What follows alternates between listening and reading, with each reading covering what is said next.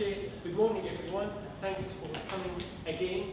Yesterday we had lovely sessions looking at the very micro issues of climate change, energy, zooming into the built environment, building performance, and post-occupancy evaluation. Today we have as well two interesting sessions, morning one to do with evolving sustainable cities and regions, and an afternoon one to do with urban and housing futures. We've got two speakers for today, chaired by Professor John Brown from Geography, School of the Environment, the Director for Environmental Change and Human Resilience. Without further ado, I will leave the stage for you to introduce our speakers. Thank you. Good morning, everyone. I understand that you had a really good day yesterday, two very different but both very interesting sessions, and I hear that there was lots of chat and discussion, and I think that's an incredibly important aspect of these workshops.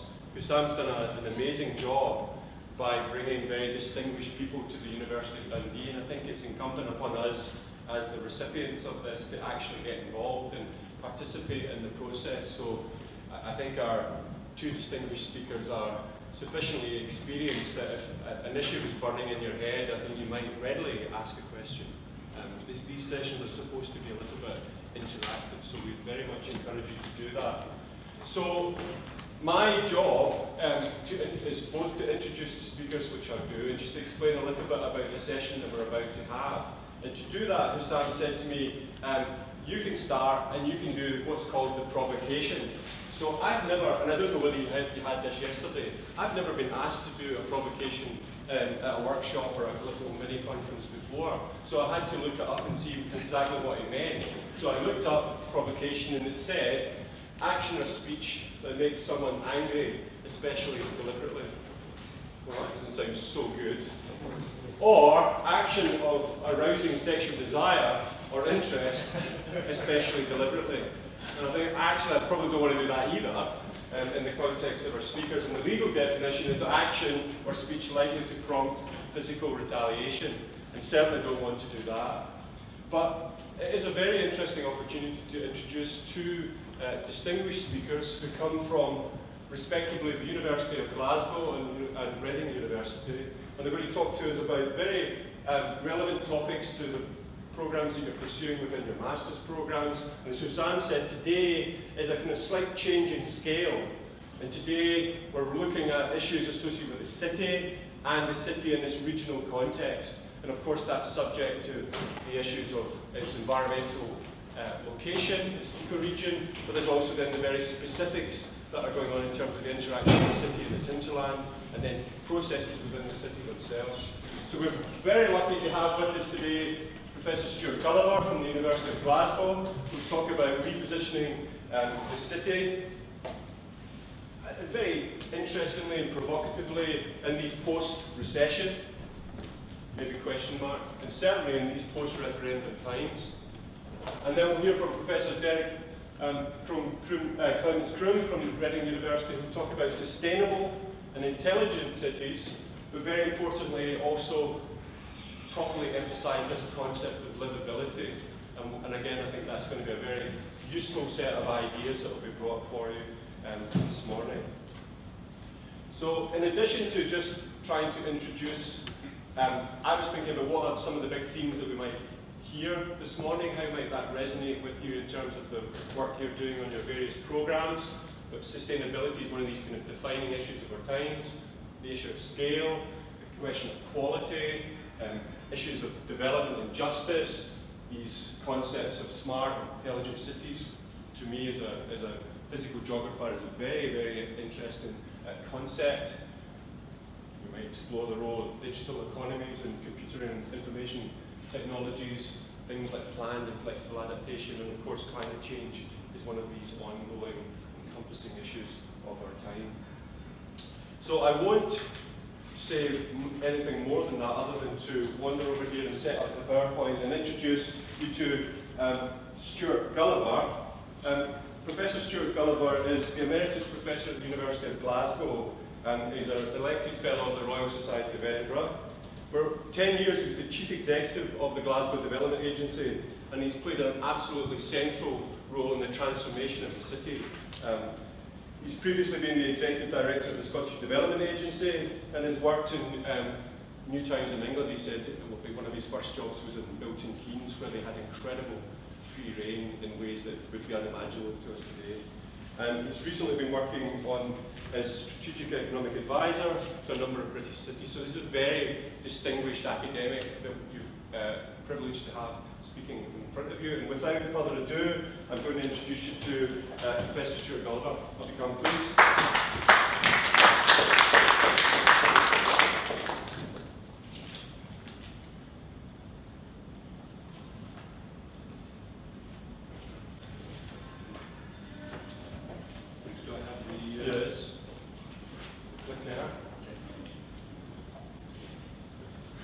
Okay, well, good morning everybody. I'll just get myself sorted and tell you that it's always good to be in Dundee. I first began doing projects and work in Dundee almost 30 years ago, setting up the Blackness project here, and then the City of Dundee project. In fact, under my aegis, the discovery, we brought the discovery from London to Dundee. That was part of the whole project. And the lesson that I've overwhelmingly learned from that is never ever get involved in ships, ever. And that's the one key lesson that we have to learn. Because as a piece of work, as a piece of development, it was extremely difficult, and you make a lot of enemies, and you become pals with a lot of people who are crazy because they're into ships and they don't understand logic and economics and how you really do things and how you should do things. They're just focused in on that one thing.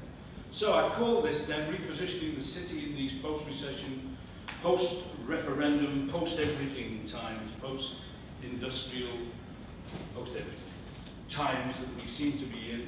And I want to talk about the city, and I've said it's from a practitioner perspective. That's just in case you were maybe expecting some heavy-duty stuff on cities as such. You won't. You'll get some, what I hope is the kind of things that I've been involved in over the last 20, 30 years. I think are still relevant.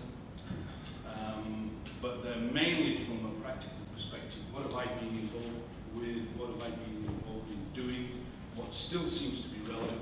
And significantly, what will still be important for you over the next 10 years of your careers. So, what characterizes these particular times? When I talk about post-everything, post-so what are the things that characterize these times? And I think as we're into biggies, here are three biggies that are clearly of significance. First of all, what I think history will come to call it the Great Recession, which ain't over yet. Game-changing, opportunities to reconsider conventional approaches. Mostly it's a pain, but it is a bit of a game changer. It forces you to think about things. Low growth an issue, that's still going to be with us for a while, nationally and locally. Inequality is a pain, it's increasing, as you know. And it's even been speculated that this has led to the decline of free market. On the 15th of September 2008, it's almost the 6th anniversary, well it is the 6th anniversary, the American government allowed Lehman Brothers to go bankrupt. And this, in a sense, marks the beginning, or at least the official beginning, of the financial crash. There were other things that went on before then, but this is the kind of key signifier of the financial crash, which is, no doubt, is still with us. And shortly after that, Gordon Brown, you may remember he was Prime Minister at the time, decided, quote, to do whatever it takes to prevent the banks going down. And in fact, in his way to save the Western world, he allowed to slip. To prevent the banks going down, and in so doing, he enacted the biggest regional policy intervention ever in British history by it was in effect regional policy on stilts. By saving the financial and business services industry, which it did in a big way in London and the South East, this was kind of covert regional policy and was a massive saviour to that part of the world at national economy expense, one might add. The second biggie is this, what I call the great referendum, to keep the vocabulary consistent. Again, another game changer, recently upon us, and it's made, as I've written there, subnational change, uncertainty. Things ain't going to be the same again. Whether that be federalism, some form of federalism, whether that be increased powers to cities, who knows? But it's going to be meted out over the next 10 years, I think, the nature of that. In cities, we tend to pull and have pulled small levers, not big levers. Whether or not cities will ever be allowed under any form of federalism or nationalism to pull big levers is to be found out, but that's the issue. Globalization, not a term I like. I actually only came into common currency, I read sometime in the mid-90s. Before, it doesn't really appear in the literature before then, but now everything is globalized, whether that be the global economy, the pace and change and speed of global tumult, or whether it's climate change, global climate change, and so on.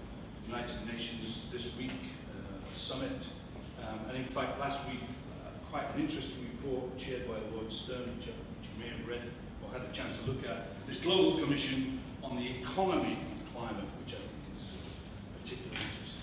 So those are three biggies that set the times, and just to reinforce that, there are, I would say again that these are three biggies that are going to affect certainly the first decade of your working life, and we're still going to do that. There are what I call three place-related implications of that. I should come to these in the talk, but city economic performance must be a worry, unless you're in London. For most cities, it is a worry. It's a worry in this city. I know that because the taxi driver told me as I was coming from the station. But anyway, clearly it's a problem. And it's a problem in most cities outside London.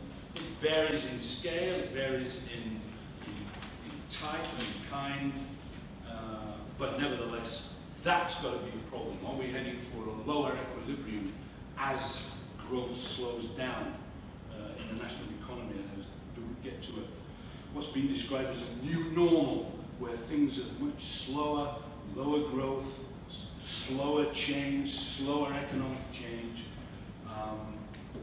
Is that going to be something that you're going to have to live with? Cities still searching for an identity in a post-industrial future. This is an issue that cities say, well, what's our identity? What are we going to do when we don't do shipbuilding anymore, or making cotton anymore, or journalism? The city's supposedly supposed to specialize in, which is long gone, I guess. But to try and identify a comfortable identity for the future is an ongoing search for the city. And will we hold on to the values of the European city, as I've described it there, this compactness, this move towards mass public transport, the strength of the centre as distinct from the donut terms. You'll be used to these things, but if you haven't seen the Stern report that came out last week, they show a photograph from, I don't know, 25 miles up or whatever, of the built-up areas of Atlanta and Barcelona side by side. Similar populations, 5.3 million, and yet the built-up area of Atlanta is 26 times bigger than Barcelona. Same population, 5.3 million, 26 times bigger is the built-up area. Something's going on there that's a wee bit different from the European city. And its carbon emissions are 11 times greater. So, according to the Stern report. So in a nice visual thing there on page whatever it is, it kind of encapsulates one of the key issues that you're going to have to address in your professional life, and I hope you get it right. So those are the characteristics which act as a kind of backdrop, as a kind of drumbeat to these things. What I've decided to do is to put together the remainder of this talk around 10 particular thoughts concerning British cities. I can still use that term. But anyway, they do relate to British cities. I won't be talking about any other cities, but certainly Scottish cities in particular. So number one thought is that, what is this next urban economy likely to be like? Is it going to be any different from what it was in the past? And what I'm saying to you is that I think it's going to have the following key characteristics. It will be driven by internationalization. It will be powered by entrepreneurship and innovation. It will be sustained by diversification and fueled by low carbon. That sounds like a political mantra. I apologize for that. It is a manifesto-driven type set of things. But it's a way of saying these are the 4 things which are going to be key as far as the next. It's a bit arrogant to say this is what the next urban economy is going to be like. But on the whole, by and large, and given a following vision, the next urban economy, successful urban economy, is going to have these kinds of characteristics. It must be international. It's got to be about city building rather than city serving. It's got to be international. Any city that's not talking about exports, it's talking about collaboration with overseas markets, it's not going to be at the races. I mean, what is interesting to me, I work quite a lot with architects and planners at the moment who I used to work in the rest of Britain, based here in Scotland. Now, the only ones that are still in business have got big business, or the majority of their business is overseas. It ain't in this country, and it hasn't been. And they've built up and developed an appetite for building markets abroad. Architectural companies, small architectural companies, based in Scotland that never thought they would ever get abroad, are working abroad regularly now, and that's just part of the new normal, I suspect. So internationalization is key. Knowledge base, well, you've heard a lot about that, as industry becomes more knowledge intensive.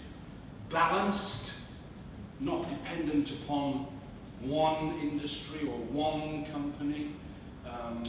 Question marks about Aberdeen, one has to say, irrespective of what your view is about how long this stuff out in the ocean is going to last. It's an issue to try and get a balanced economy. Can, and I know that's an issue with Aberdeen because I've worked in Aberdeen. To try and get a degree of balance about the economy that it's not lopsided. Aberdeen is a robber economy. It's always been a robber economy. It robbed stuff out of the sea called fish, and then it robbed this other stuff that's under the sea called oil. And there are certain characteristics about robber economies, and whether they can become something different will remain to be seen. But it's an interesting one as far as single product cities are concerned. Diversification, resilience, bounce back ability, these are the things that I think we've learned from the Great Recession, and they're going to be key. I was just saying earlier to somebody, I've just been called off what was, I think, will be a very interesting job working with the World Bank in Russia, with the Regional Development Ministry there, to tackle what they call monocities. Monocities are set up during the Soviet period after the revolution in the 20s and 30s. Basically, the Russian economists thought that Western cities were hopeless. They tried to do everything. And what we're going to do in the Soviet economy, they said, and I'm not being smart, they did actually say this, we need to focus, we need to specialize. So you would get a city that just specialized in tractors, you get a city that just specialized in armaments or something, you get another city that specialized in so on.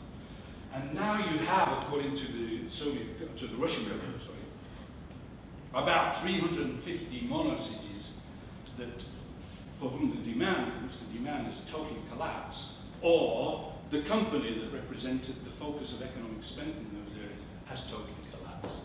So they had a monocities project, and I was working on that now because of the Ukraine situation and Western sanctions. It's just stopped dead in its tracks. So whereas discussion was going on and I think it was getting somewhere, that's for another day. Maybe this is another one for you to help sort out the Russian monocity, because that is a big, big issue. Another interesting thing that comes out of that about change, it struck me very hard. You know, Michael Heseltine said in the early 80s, it took a riot to change cities, to change the attitude of government. And it always seems to have to take something dramatic. The monocities had no future in Russia until they all sat on the motorway system one day and said, we're not moving from here until Putin turns up and does something about this city. And they sat there for about 5 or 6 days. Putin did turn up and he said, we're going to send for these guys to come and rescue this place. And nothing's happened still, and that was about 4 or 5 years ago. That's a digression, by the way, that's not part of the thesis. It just seems to take big issue, it just seems to take a riot to change things, as you know from last week. So there you go. So a successful city is defined less by what it makes and what it does, but more by the characteristics. This is new, really. I mean, you know it all the time. There's nothing revolutionary here. But the future character, the future city economy will be determined by these kinds of things. I mean, I was brought up hundreds of years ago on the idea, I did geography many centuries ago, and we used to draw maps saying, Sheffield, steel, Manchester, cotton, Dundee, Jamjuja, Aberdeen, fishing. We used to put that in brackets at the side. All that's finished. It ain't like that anymore. The identity of places is going to depend upon these 3 things. How well skilled, entrepreneurial are its people, how innovative and working internationally is its businesses, and how diversified is its economy. So the next city is going to draw its distinctiveness from and authenticity from 3 factors, I think. First of all, it's DNA, which is a widely used term about places. But I mean, I've said fundamentally it's about the history and geography of where the city comes from. That's a big, big factor. It does determine it. And coming across this river here on the train this morning, I mean, what a full-throated river, powerful, brilliant river that is. Having lived for 34 years in Glasgow, we have a river there. How they launch ships in there, I have absolutely no idea. That's phenomenal. But a brilliant feat in itself. But this is a real river. I mean, you know, when it hits the centre, it's fantastic. The Clyde, by contrast, is almost canal-like. It just doesn't have that power. This is a terrific river.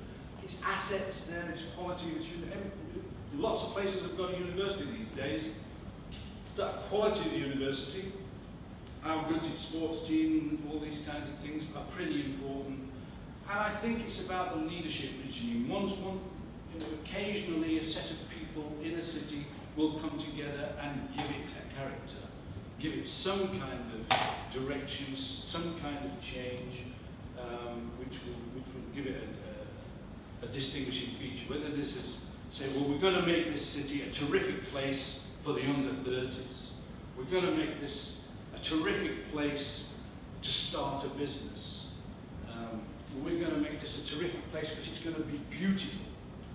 These kinds of things that only a leadership regime, I'm going to return to this, change and set a direction.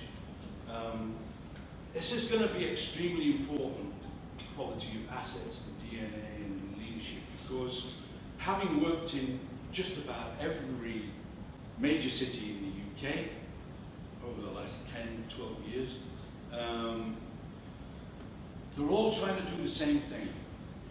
There are 7 things that all cities in Britain are trying to do, and these are what they are.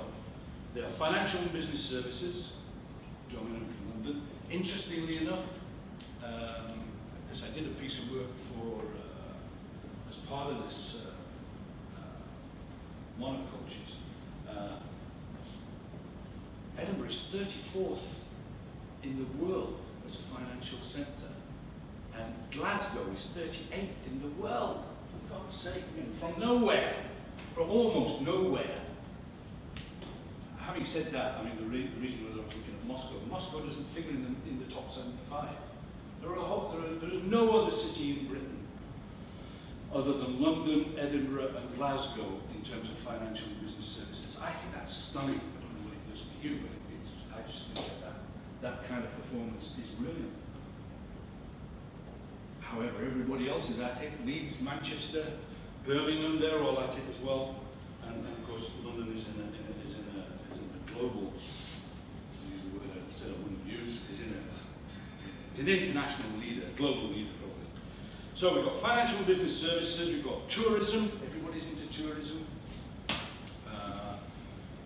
Urban tourism was one of the phenomena of the 80s.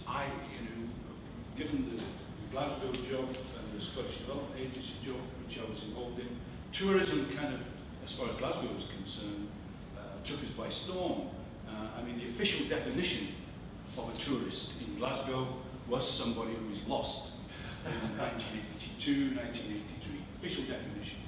Not really, but anyway. Now, it's such an important aspect, with the conference centre, with the exhibition centre, with the events, with the festivals and so on, to really try and get some energy about attracting people in. And my word, it shows. Glasgow is a transformed city. Certainly its offerings in terms for the visitors radically shifted in the last 20 years. So we've got financial business services, tourism, life sciences and bio sector, 4th food and drink, 5th healthcare, 6th advanced manufacturing, 7th renewable energy. Everybody's doing those. Everybody's saying these are what we're going to major in. Now then, whoa, that's a crowded landscape to try and get yourself distinctive, to try and get yourself noticed, to put yourself in a situation where you can attract investment and attract talented people to come and live there and work there. So we better get these other things right, I think. Right, another interesting thing of mine, but it's going to have to seek to reconcile these 2 big urban development ideas of the last 25 years. Last 25 years is as of yesterday to me, to you, it's your whole life, but there you go. I think these are the 2 big urban ideas to emerge in the last 25 years, and they're still current. Number 1 is this notion of city competitiveness, the notion that cities actually compete.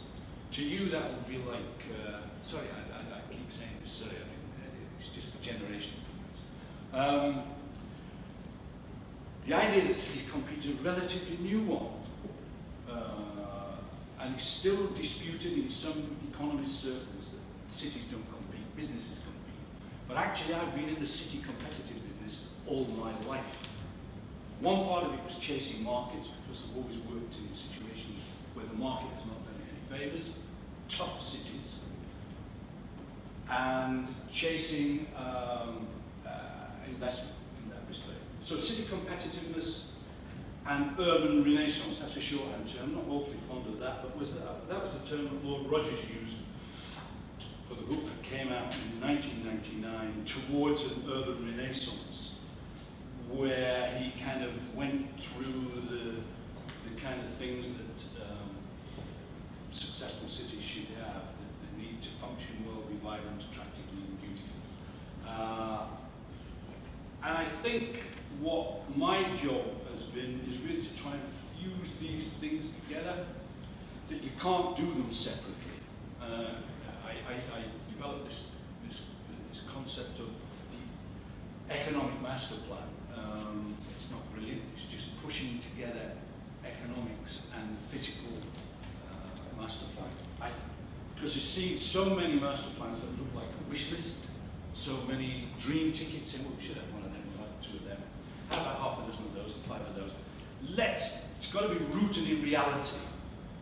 What's the next 10 years going to look like? In other words, we should try to answer these questions. How will this city earn its living over the next generation, over the next 25 years? Which direction is the city economy going to go post-recession, for example? And what might this look like on the ground? How can we set this economic prose? How can we set this to music?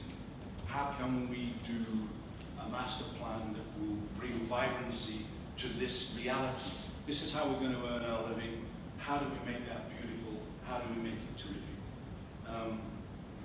We need to build terrific places, whether they be city centres and neighbourhoods or whatever, around the long-term needs of the city economy, to physically anchor the city around an economic reality. I think so much of what we do doesn't have an economic reality that pushes behind it. And this is not just a macro concept about cities at the macro level, at the top level. It also applies right through the city to the micro level as well. And although we don't talk about neighbourhood economics, it's still there. You still have to answer this question if you're going to do a master plan for a neighbourhood. How is this neighbourhood going to earn its living? Smaller places still have economies, but we tend to think of that as bigger places and bigger operations. We need to get better at making real and exciting this notion of working neighbourhoods as we move from what I've called dormitory suburbs, dormitories, to working. What is a working neighbourhood? How can we make that more operational? Because it's coming, it's already here in embryonic form, but it will get much more important during the next 10 years. Self-employment is easily going to be 35% by 2025. Micro businesses employing 1, 2, 3, and 4 people at most, they're going to grow. They're going to look more towards the neighbourhood rather than the city centre for location and for their networking. Nomadic work styles where people are going to spend a third of their life working in a corporate office, another third working from home, and a third in third places in these kind of places such as cafes and libraries and open space. There's going to be a huge demand for semi-public space that can be informally appropriated to act as workspace. So, working neighbourhoods needs to have some rigor about it, rather than saying, well, yeah, a lot of people are going to work from home. It's more than that. It's more than broadband. It's more than work hubs and nurseries. Urban stress is going to move. There's already stress in the suburbs anyway, but that we don't associate necessarily. If you're working for yourself, you have a tyrant as a boss. If you're self-employed, your boss is a tyrant. You work enormous hours. The amounts of stress that are going to be involved in that process are going to be high, they're going to be real, they're going to be in places that maybe they're not going to be located before. So that's another factor. Okay, this is an old slide actually. Well, it's at least 3 years old, but I thought I'd use it again. The successful city should aim to cultivate an outstanding business ecosystem in the city, rather than seeking to promote particular industrial sectors, clusters, and technology. It is extremely difficult, if not impossible, to predict which economic activities will be important in the future. What can I say? Scotland post-war was going to be, or at least in the 60s and 70s, was going to be about light manufacturing, hanging off the motorways, hanging off expressway system, with these new industrial estates, light industry. To really take off electronics. Remember Silicon Glen? You won't remember Silicon Glen. Silicon Glen was promoted by my own organisation. Really is going to be the drumbeat of the Scottish economy. Not really. It was for a while. It was kind of useful, but not really. It's not got any lasting resonances. It is difficult. Fortunately, and the point I'm trying to make here is that instead of going for one or two or three sectors that we're going to major on, why don't we build, and what we should go for is what I call there a kind of business ecosystem. One that has the right soil, that has the right climate, in which everything has the potential to grow. As Mao Zedong reportedly said, let many flower. I don't know whether he said it or not, but it's attributed to him. That's what it's got to be. It's about getting certain fundamentals in place, and then hoping that you've created this ecosystem, this commercial ecosystem, so that everything has the potential to grow. Sectors, clusters, and particular technologies are probably, in my view, more relevant at the national. You get a national government saying, on the whole, this is where our research priorities are going to be. You have to do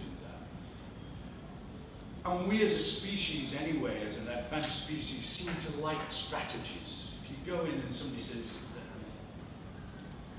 what's your strategy? And I never watch the Den thing. Dragon's Den, thank you. I never watched that for all sorts of reasons. But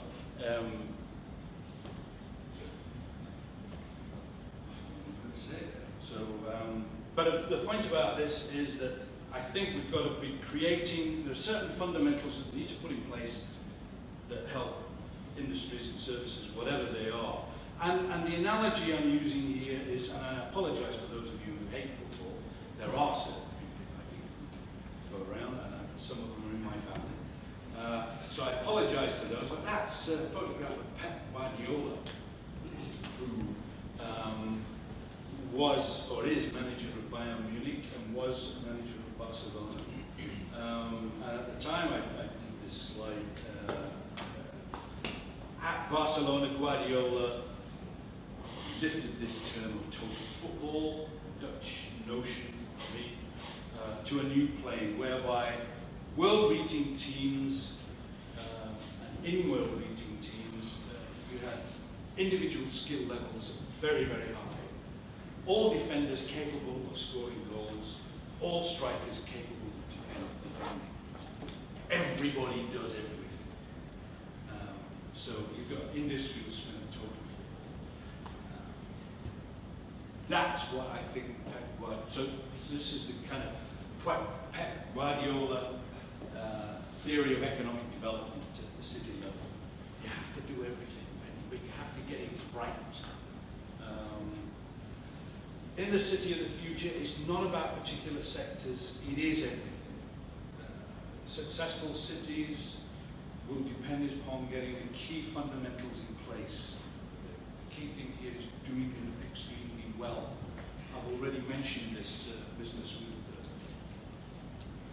with Russia, and I can remember in informal conversations initially before along with the World Bank, we were talking about what they were doing in some of these mono-cities, for example. And I was saying, well, I think we should have a look at this, and I think we should have a look at that, and I think we should have a look at the other. And the response from the Russian ministry was, we're already doing that. We've been doing that for 25 years. And you know, well, you've been doing it badly. Obviously, you can't say that. But they have been doing it badly, and they were doing it badly. I mean, there are ways to say that, and I haven't quite mastered that one at the time. But there's this kind of tyranny of the news, as though these guys are going to come in, and you will see this. they're going to come in and they're going to come up with something, the missing ingredient. The missing ingredient that we've never thought of before. Well, it ain't there. That's another thing. It ain't there. It's unlikely to be there.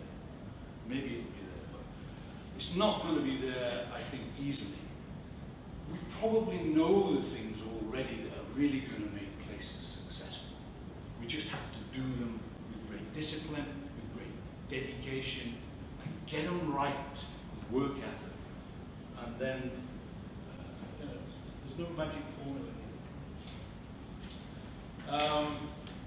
Urban poverty, rarely spoken about, I think. From what we've seen so far, the post-industrial city appears to have a tendency to reinforce the dual city, whereby rich and poor are drawn further away from each other spatially as well as in terms of. This is something we're going to have to address properly. One of the things that you start to do is to address it as poverty, rather than in other words which policymakers and government use. They talk about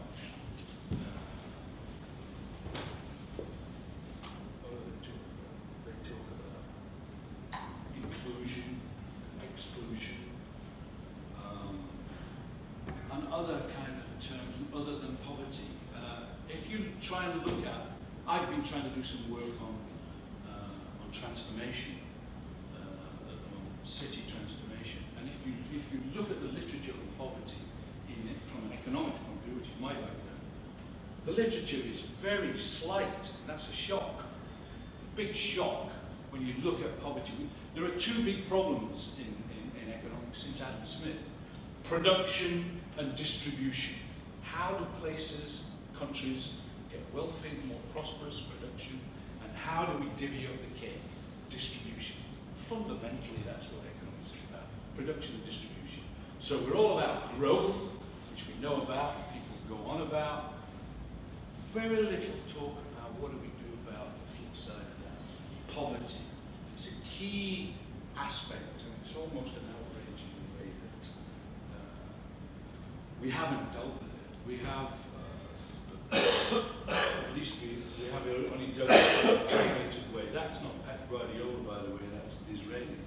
And I put him in there because he was talking about it in his novel in the mid-19th century, Sybil. He talked about two nations there.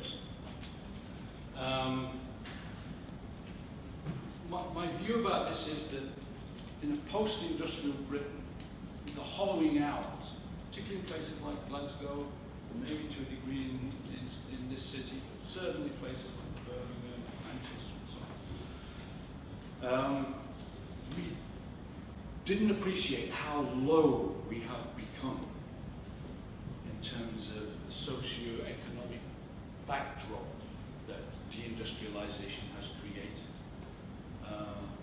50% of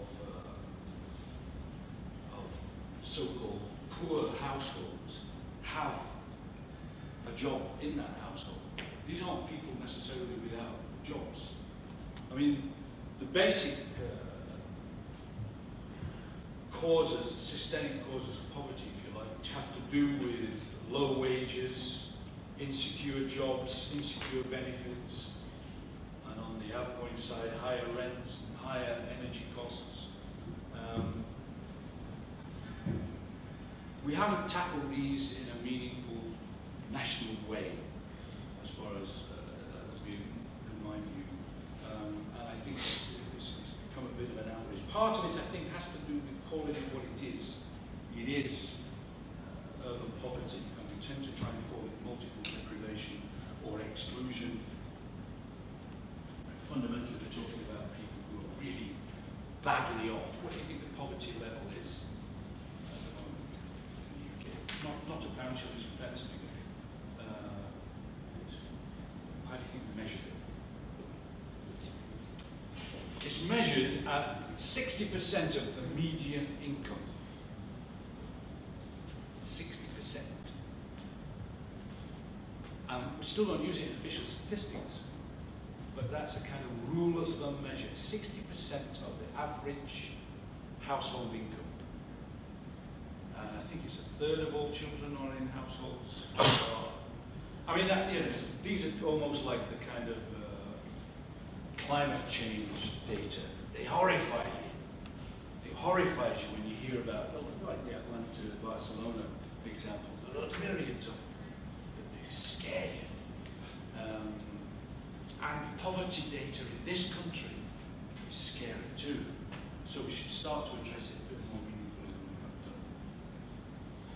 done. Right, this is about what I call the beauty premium, about cities being beautiful. Successful cities will unashamedly seek to be a beautiful city. Otherwise, skilled and talented people and high-performing businesses will not wish to remain in that city and will not be attracted to the city. I've called this the beauty premium argument. It's not my term. A whole bunch of labour economists, guys who study the labour market, surprisingly, in Western economies, did some work in the 90s. And they looked at attractiveness, physical attractiveness, and discovered that people, men and women, who were regarded as more attractive than the average, earned 10 to 15% more than those less than averagely attractive. And they referred to this, these guys in the 90s, as the beauty premium. I thought it was a nice term, because I think cities should unashamedly earn to be beautiful. Not attractive, not more attractive, but beautiful. We have a big problem in Britain talking about beauty. We use other words for it all the time. Beauty, this is beauty. And there'll be a stark example of this on the next slide I'm going to show you. But it's clearly doesn't just apply to human beings. I think it also applies to places.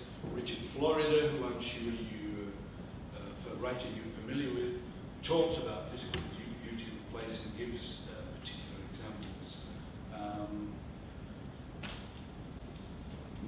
Is this a time for a confession? I will confess, yes. Having lived 30 odd years in Glasgow, 18 months ago, I went to live in central Edinburgh, in the new town of Edinburgh. Yes, I can come out about it now. I live in the new town.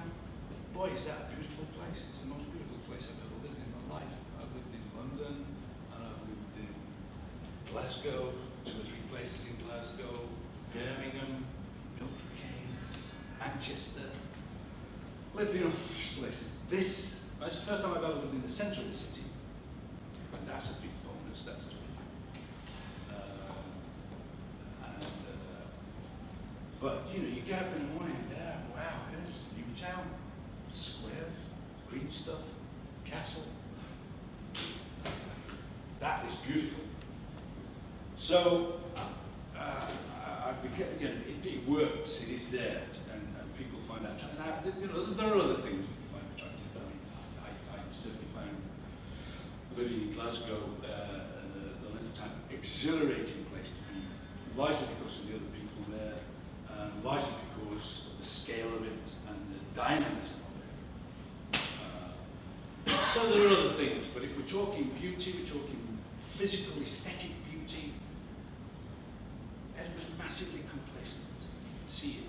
You see why I used to enjoy too much coming to Edinburgh. But now the times are different. And Edinburgh is fantastic. Well, it's the central area. Well, it's at this stage that I feel a transformational paradigm coming on. And if I was, it would look something like this. It's nothing complicated. But I think if you were to, transformation is one of the most overused words in your lexicon, I guess. We talk about transformation. And yet there's no rigor about the word at all. You just say transformation. You know. Barcelona has transformed itself into Europe's most popular city, on one hand, and on the other, Coatbridge bus station has transformed itself with the building of a architect-designed new toilet block or something like that. I'm sorry I'm picking on poor old Coleridge, but what a difference in the two. But transformation is the same word. Does it mean just big change? And I said earlier that I was trying to give a bit of rigor to, and I haven't got there yet, as you can tell. But I think it's about four things, this transformation. I think it's about growth in two of them. The economy. You cannot have transformation without economic growth. The economy's got to be growing, otherwise you're not going to be able to do something about poverty. And you're not going to be able to do anything about other things as well. So maybe the economy has primacy. I would say that, given my background. But it's about growing economy, and see how I've used the word attractiveness. I couldn't bring myself to put beauty there, even though I just argued it. I've put attractiveness. Quite bring myself to say. So growth in economy and attractiveness, but a reduction in poverty and greenhouse gas emissions. You should be saying, if you're measuring, so these four domains which have to do with transformation. And I think we have to have a balanced scorecard. I don't mean, you could have 500 indicators of greenhouse gas emissions for a kickoff. I think you can do that on a balanced scorecard of maybe 5 or 6 measures to find out whether there's transformation happening. And that's one of the tests I've set myself. Can I reduce that to 5 or 6 indicators that would make some sense? And I think the questions are, what is happening to the performance of the city economy? What is happening to levels of poverty in the city? Is the city looking more beautiful? Are carbon emissions falling? And those are the 4 questions I think that one should ask about transformation. Anything else ain't transformation. If you've got a positive on all those, then you're talking about transformation. Housing, it would be difficult not to mention housing, given all the political focus it's had. It's chronic. We're becoming a country that cannot afford to house its people properly. What an indictment. It is true. It's true of Britain, but it's also true of Scotland. Major failures of both quantity and quality. Record lows in terms of housing starts and completions. But quality, which interestingly enough, words are quite important. The government, in its publications about housing, it always talks about sustainability, it seems to be. You never get a section in a government report on housing quality. It's always about numbers and sustainability. And it can't bring itself to say housing quality. We all use that term. Why is housing quality so important? Oh, you mean sustainability? It's just one of those words, and that's such a wobbly term. You can, it's adjectival development, sustainable development. And I'm sure we'll hear more about this.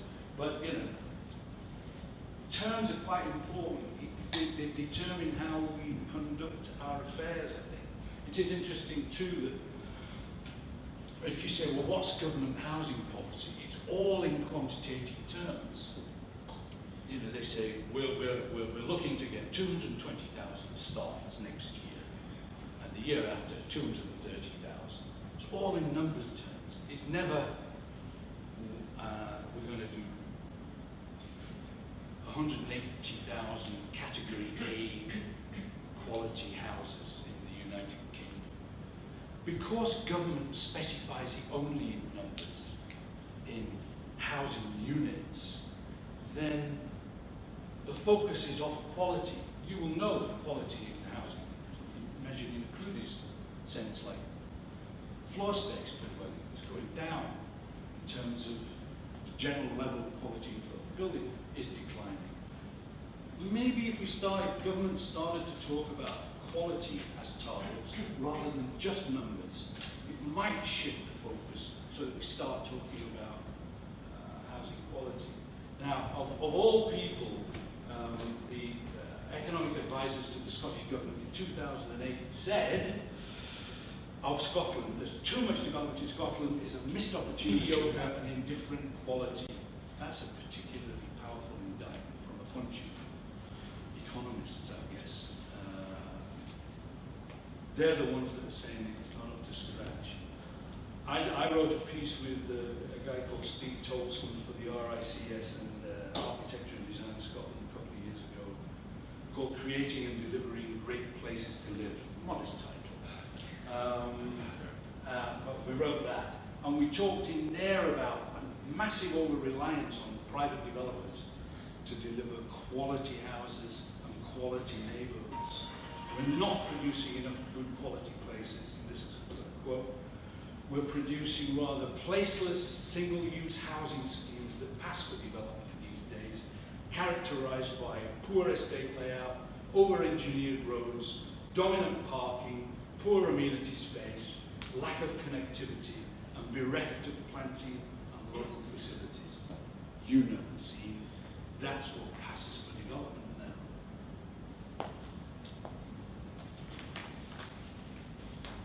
What we need is what I call real cities. This is a pin sheet term from the Campaign for Real Ale, which you probably don't know about, but I mean, it existed way back about real ale rather than the mass-produced stuff.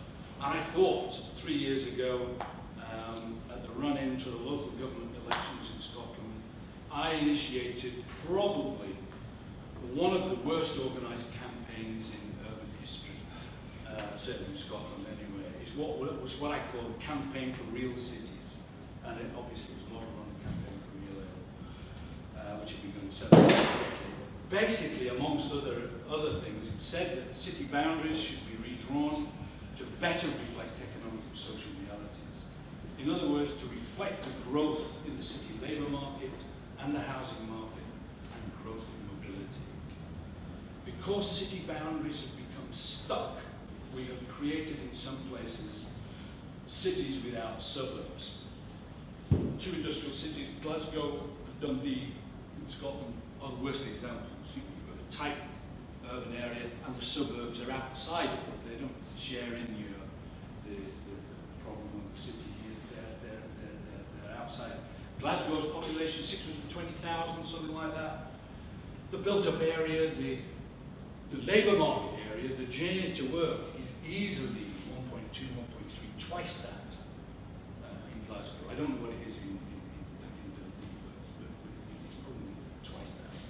The jobs, the shopping, we did some analysis on this, particularly in Glasgow. Something like 80-odd% of all the jobs that the people in the periphery are in Glasgow. And all the entertainment and so on, and eating out, is all done in the city centre. So, what I'm saying is that real cities are the natural economic zones of the country.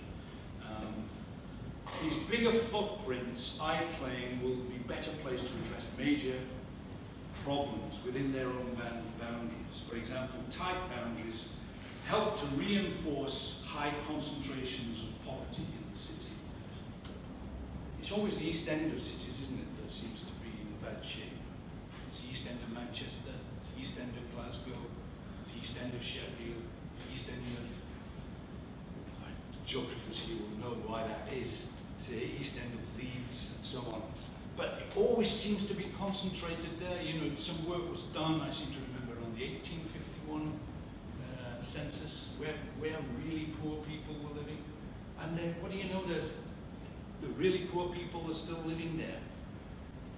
Our ability in cities, London and other cities, to get poor people away from that is accentuated by these tight boundaries.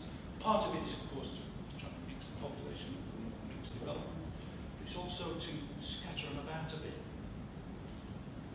Critical mass of poor people worsens their situation. It's not just about numbers, it's about the critical mass. It leads to a kind of decline, a whole culture, simply because of the mass and concentration of numbers. And that's one of the side effects, I think, of opening up the boundaries. Right, you'll be relieved to hear we're on to the last one. I'm going to test you here by asking you, what do you think the most significant factor that's going to affect the performance of cities? Oh, by the way, on number 9, I did talk about other things rather than boundaries as well. I talked about Devo Max, would you believe, for cities, and I talked about elected mayors, which I think would be a really, really good move, but that's a personal view. Or as a view, or this is personal. still cling to the view that the single most important factor affecting the future performance of the city, what do you think from your studies? The single most important factor. Didn't think I'd get a response anyway, but then it is quality of leadership. In my view, it's the single most important factor affecting city performance. That is within our control.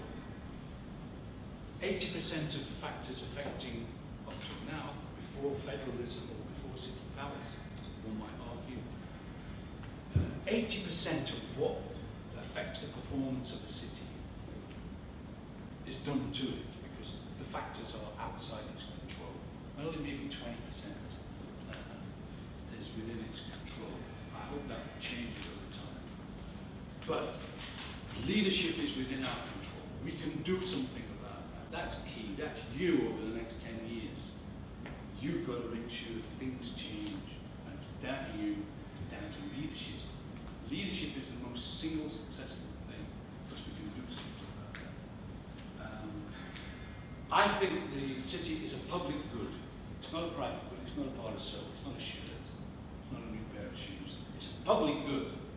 And therefore, it follows that the public sector, I don't think I'm being a communist here, it follows that the public sector will need to have the confidence to play that as a prime mover.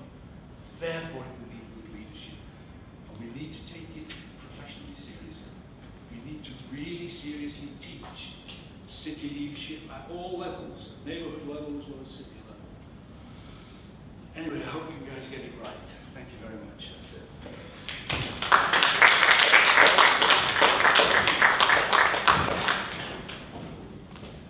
So that's incredible and very far-reaching. So I think we should take some questions if we can now. Whilst some of these concepts, you're obviously still processing them in your head, but I hope maybe you're writing questions as we go in along. So we'll take 5 minutes of questions now, perhaps, and then we'll have a brief break, and then we'll take the next talk. But for Stuart, who would like to ask the question, please? How do you think the barriers between sort of developers sort of having this role can be broken down into, you know? How do the barriers? How can the barriers sort of that developers have over sort of controlling the housing, the way that's moving, how can that be broken down into actually, you know, sort of, you know, local government having more say in what happens and things? Well, I think if I've interpreted your question correctly, I mean, I would say, you know, you've got to have confident public leaders. It's back down to leadership again. I think it's this term that I use about prime mover. I think, you know, public. I mean, I don't want to declare my too much here, you know, but I mean, I think if you know. When I did politics at university, which was a long time ago, we used to have a professor there, and he used to refer to political terms as boo hooray words, which is a nice, you know, freedom, hooray! You didn't even get any boos and freedom. Democracy, hooray! Fascism, boo! You know, we imbue these words with something. And during Margaret Thatcher's time, it was the first time in my life that you could publicly say, public sector, boo, private sector, hooray. Everything that's good by the media, that is done in the name of the private sector. We have a neoliberal, I'm getting too political here, but a neoliberal agenda which is about the minimal state. Now, it's about getting the balance right. It's always about balance. You know, like a balanced diet. Why? I don't know, because it sounds a good idea. Let's have a balanced diet. Well, we need a balanced regime as well. And what we have, this is a roundabout way to answer your question, I'm getting there.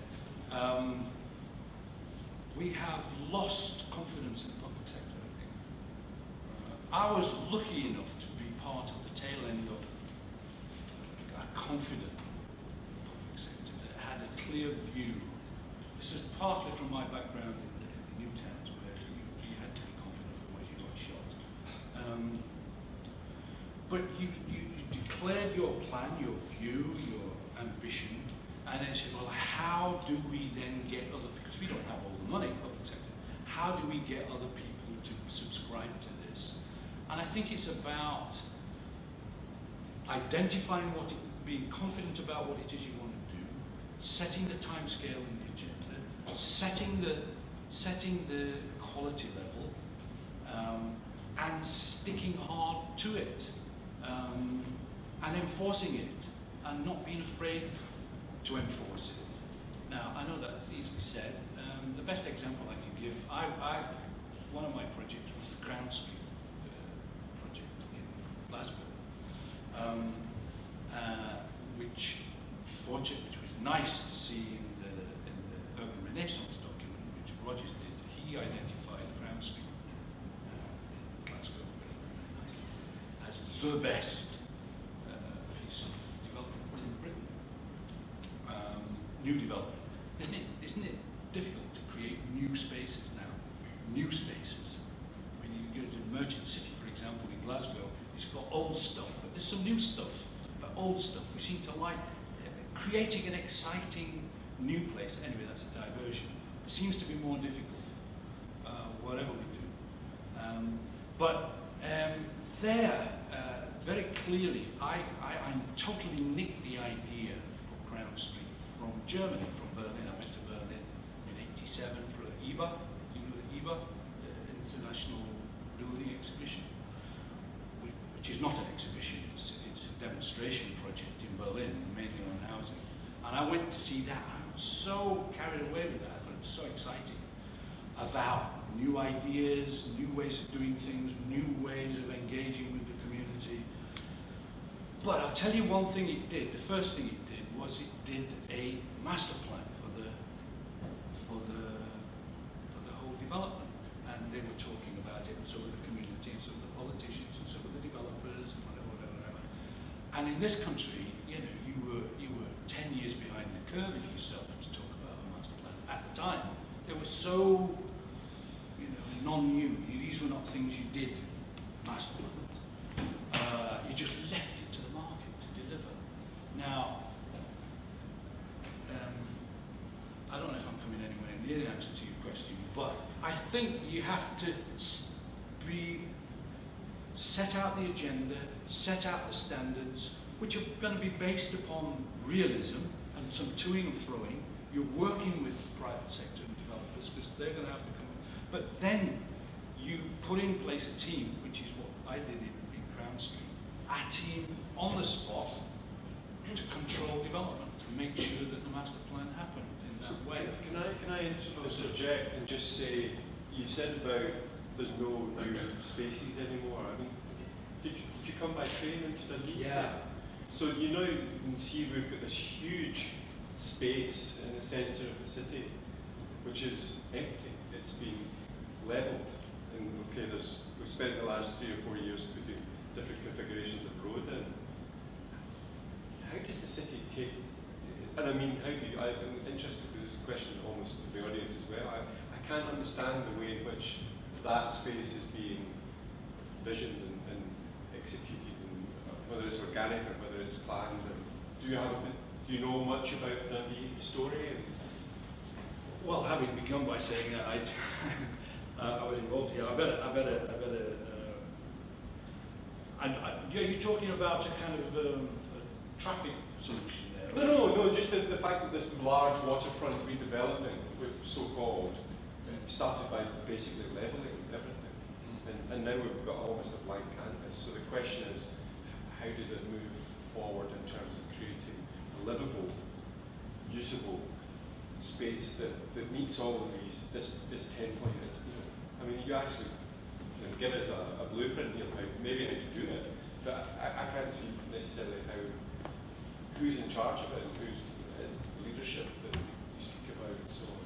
So well, I'm just curious about your take on Dundee's story. Okay, well, I have to confess I don't know what the proposals are. I mean, I know you've got the V&A coming in, and I know various other bits and pieces by way of an attractive space.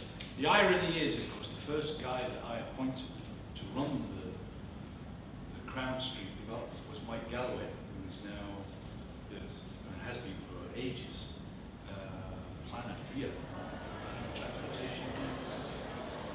I think what I was referring to about new places, new spaces, was parts of the city that tend to be kind of lacking in character. If I was going to talk about one thing there, I mean, obviously architecture and other things and aesthetics are quite important. But I think we seem to have lost the ability to be able to introduce cheap space into there. Often the kinds of uses and the kinds of people, organizations that are in there are the same old as every other space, because nobody is, in older space you get in little pockets of really cheap space, sometimes free, and you're getting new kinds of retailers, which we call guerrilla retailing here, and a bit of this, some informal pop-up thing, coffee area there, and you're starting to get new ways of interacting and providing newer kind of services, which you don't get at grade A rental levels, because people can't afford new enterprises, newer ways of getting the retail services there, can't afford these prices. And sometimes it's a simple matter of the price, and you're pricing out individuality and flair. And the older places, the kind of ones that don't quite fit, do often give. I mean, Covent Garden is a classic case in London, where it was almost give away cheap space, that by moving the market away, you had created. Now that's a massive. If you're starting to look, like I mentioned, the Merchant City, again, that's kind of different kind of space, old space, but some very, very cheap space, because the market never believed that would ever take off. Nobody would go and live in the Merchant City area. Are you kidding? First development we did in there was above the Clydesdale Bank, 22 flats at £18,000. I went back a bit there. And the bank who funded this said, we're crazy to fund this to the developer. But you needed a support from a national agency. You needed, it's coming back to your question, you need a bit of confidence from the public sector to act as prime mover, to believe that the Merchant City is an important part of the city. I'm assuming you all know the Merchant City, you maybe don't, but it's in the central area of Glasgow, and it's become quite an active, dynamic area. But you needed the public sector to act in a prime mover role, to push the market in that direction. The market won't act on its own accord, on the whole, by and large. It needs to be corralled and steered, and then I think you need to get out of the way, but make sure it delivers to us to a decent quality. I haven't answered your question. No, that's okay. Well, I think we can come back. I think we can come back to my question, which sorry, it was supposed to be I have full interjection, I'm not sure it was, in the discussion section. So I think that we could maybe draw a close there to Stuart's presentation. And I think it's important before we move on that we just acknowledge what an incredibly wide-ranging and informative talk that was. So thanks very much. Very. So I'll give you 2 minutes just to stretch, and if you need to dash out and come back, and then we're going to hear a second presentation of the morning. So thanks very much.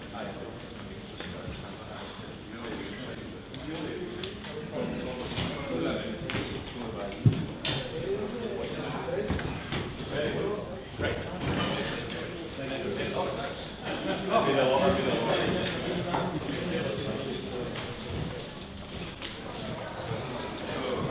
There you go.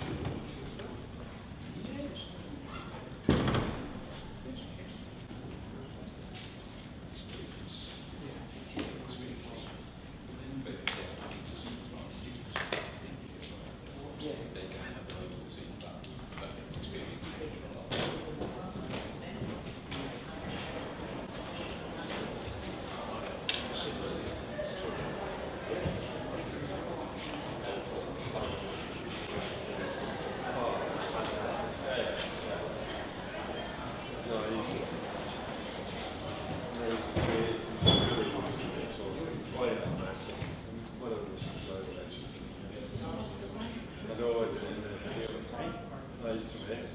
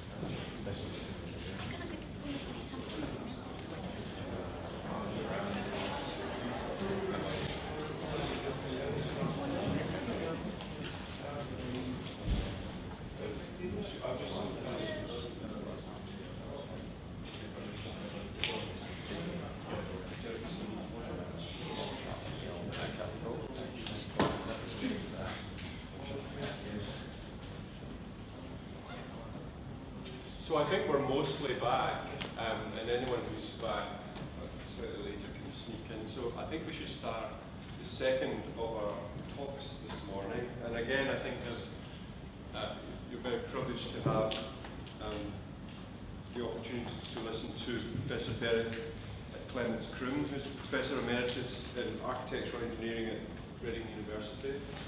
I have some of his biography here, and just that I think it's important to share with you.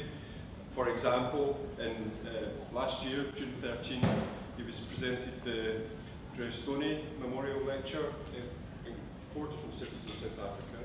He's currently working with the World Green Building Council and also with the EU on sustainable intelligent buildings, particularly looking at issues of human and social aspects, with particular emphasis on health and well-being.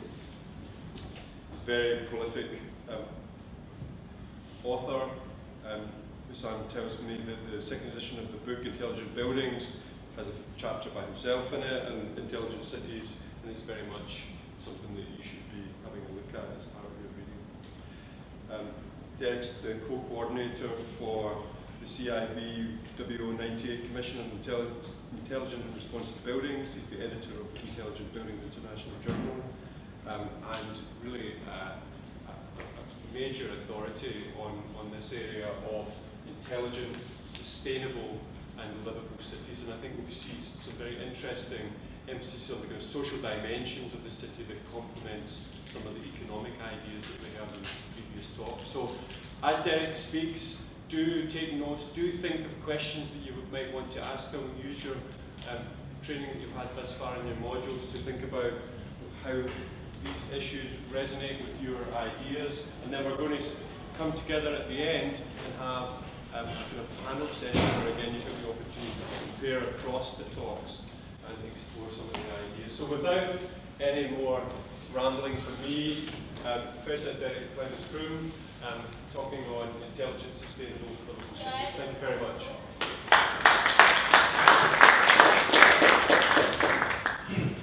Thank you, John, and thank you, Suzanne, for inviting me to come and speak with you this morning.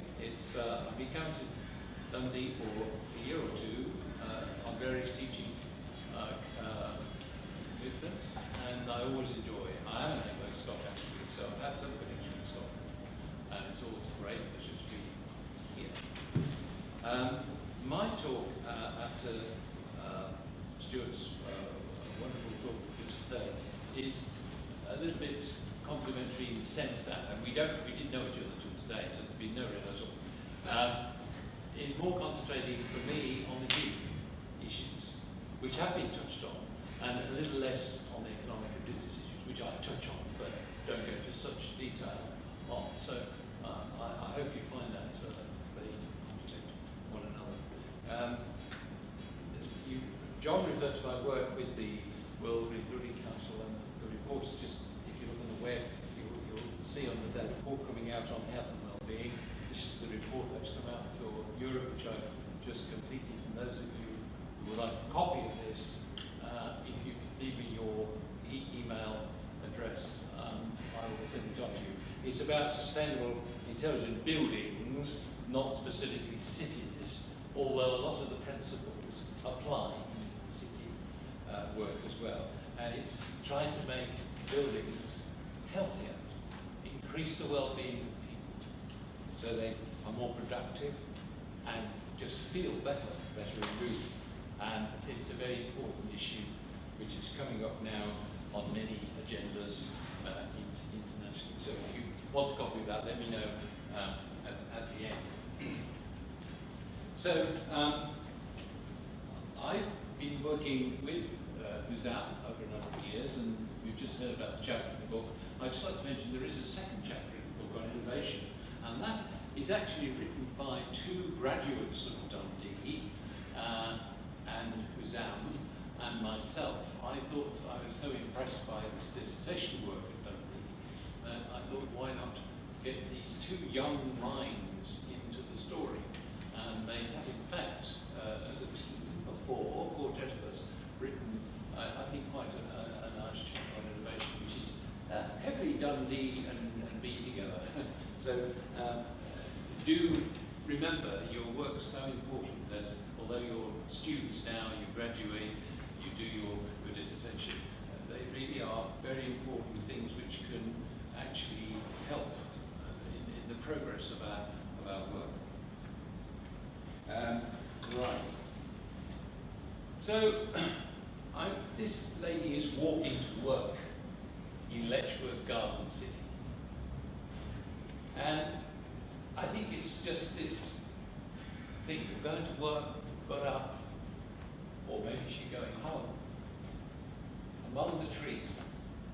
And I think that's so important to make sure in developing cities we don't lose disconnect with nature.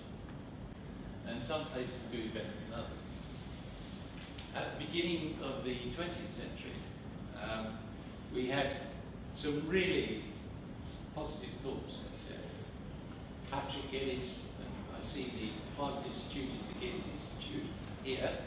Patrick Geddes, as you probably know, is a Scottish biologist, but has some really first-rate ideas about planning. So any of you into planning, do look at his work if you haven't looked at it already.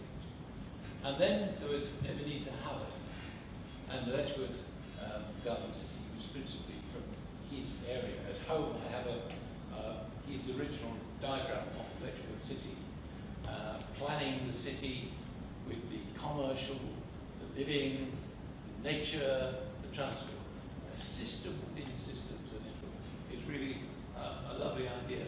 So I like to think that we can think about old and new.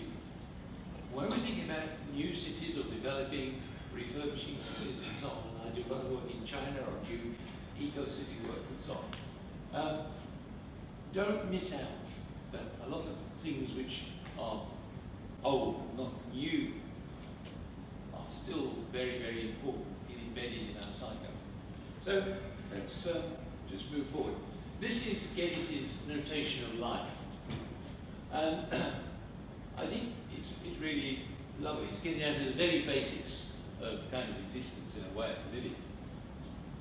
On this side of the scale, you see, we have objective things, factual things. We have feeling things, mind things.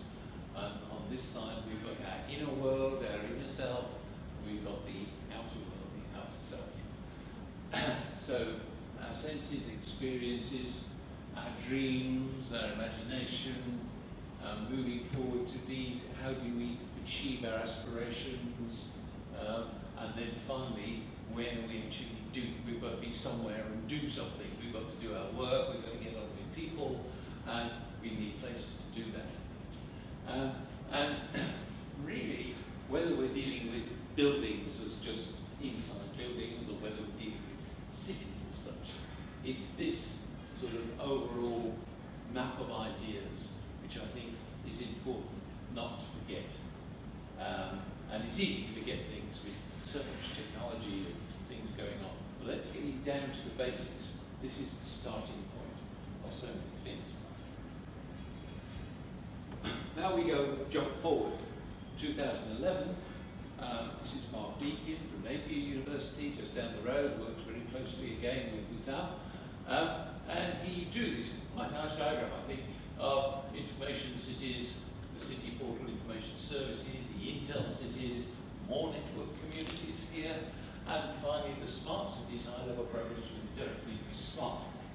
Now, I think that I do put the diagram in, even though at the end point I slightly beg to differ, in the sense I think we don't really just want smart cities, we want intelligent cities. And so I would modify the diagram a bit. My diagram is this one.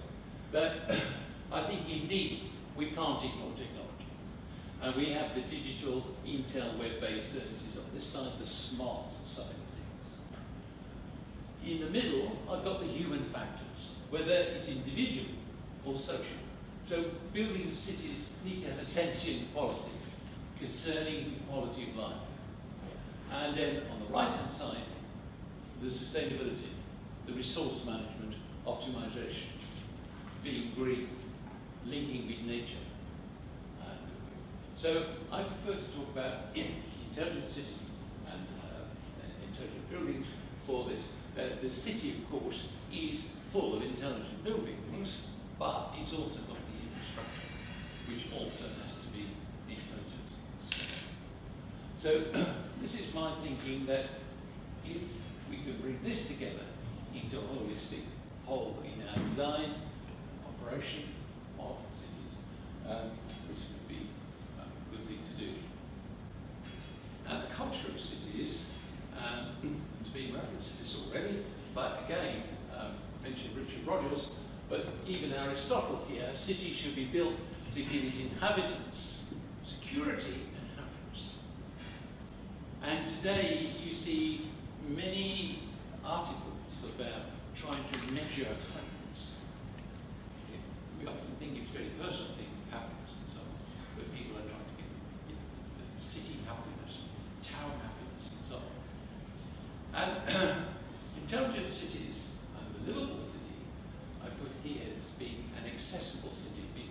really need to be able to get at it easily.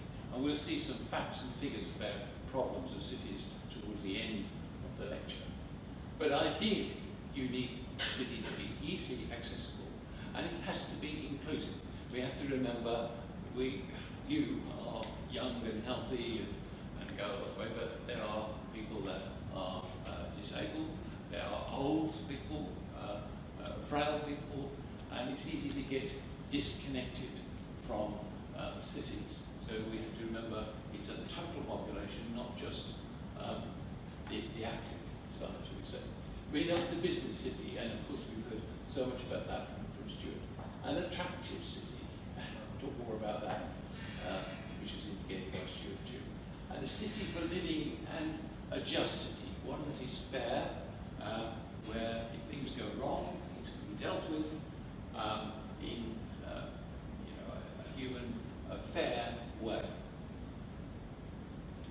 So, the justice is the food, the shelter, the education, and the beautiful city. Art, architecture, landscape do spark the imagination, and certainly what you see is very important to feel. But beautiful is not just about what you see. We live through our senses. It's about what you feel as well. A part of that is from what you see, so I'm not discounting that. But it's also other things that affect our minds, whether we're comfortable and content with our surroundings. And that is a lot of my research, and we can talk about that in the question time. So I'm saying beauty is a total sensory experience, not just what you see. It's also knowing that it's ease if I want to go somewhere, or knowing that tomorrow night I can go down to the river or so on. It's just about those things as well. Creative city. There is a danger in the modern world with all the technologies we have that they can overload us. A lot of problems now with email and things like that, and a lot of administration.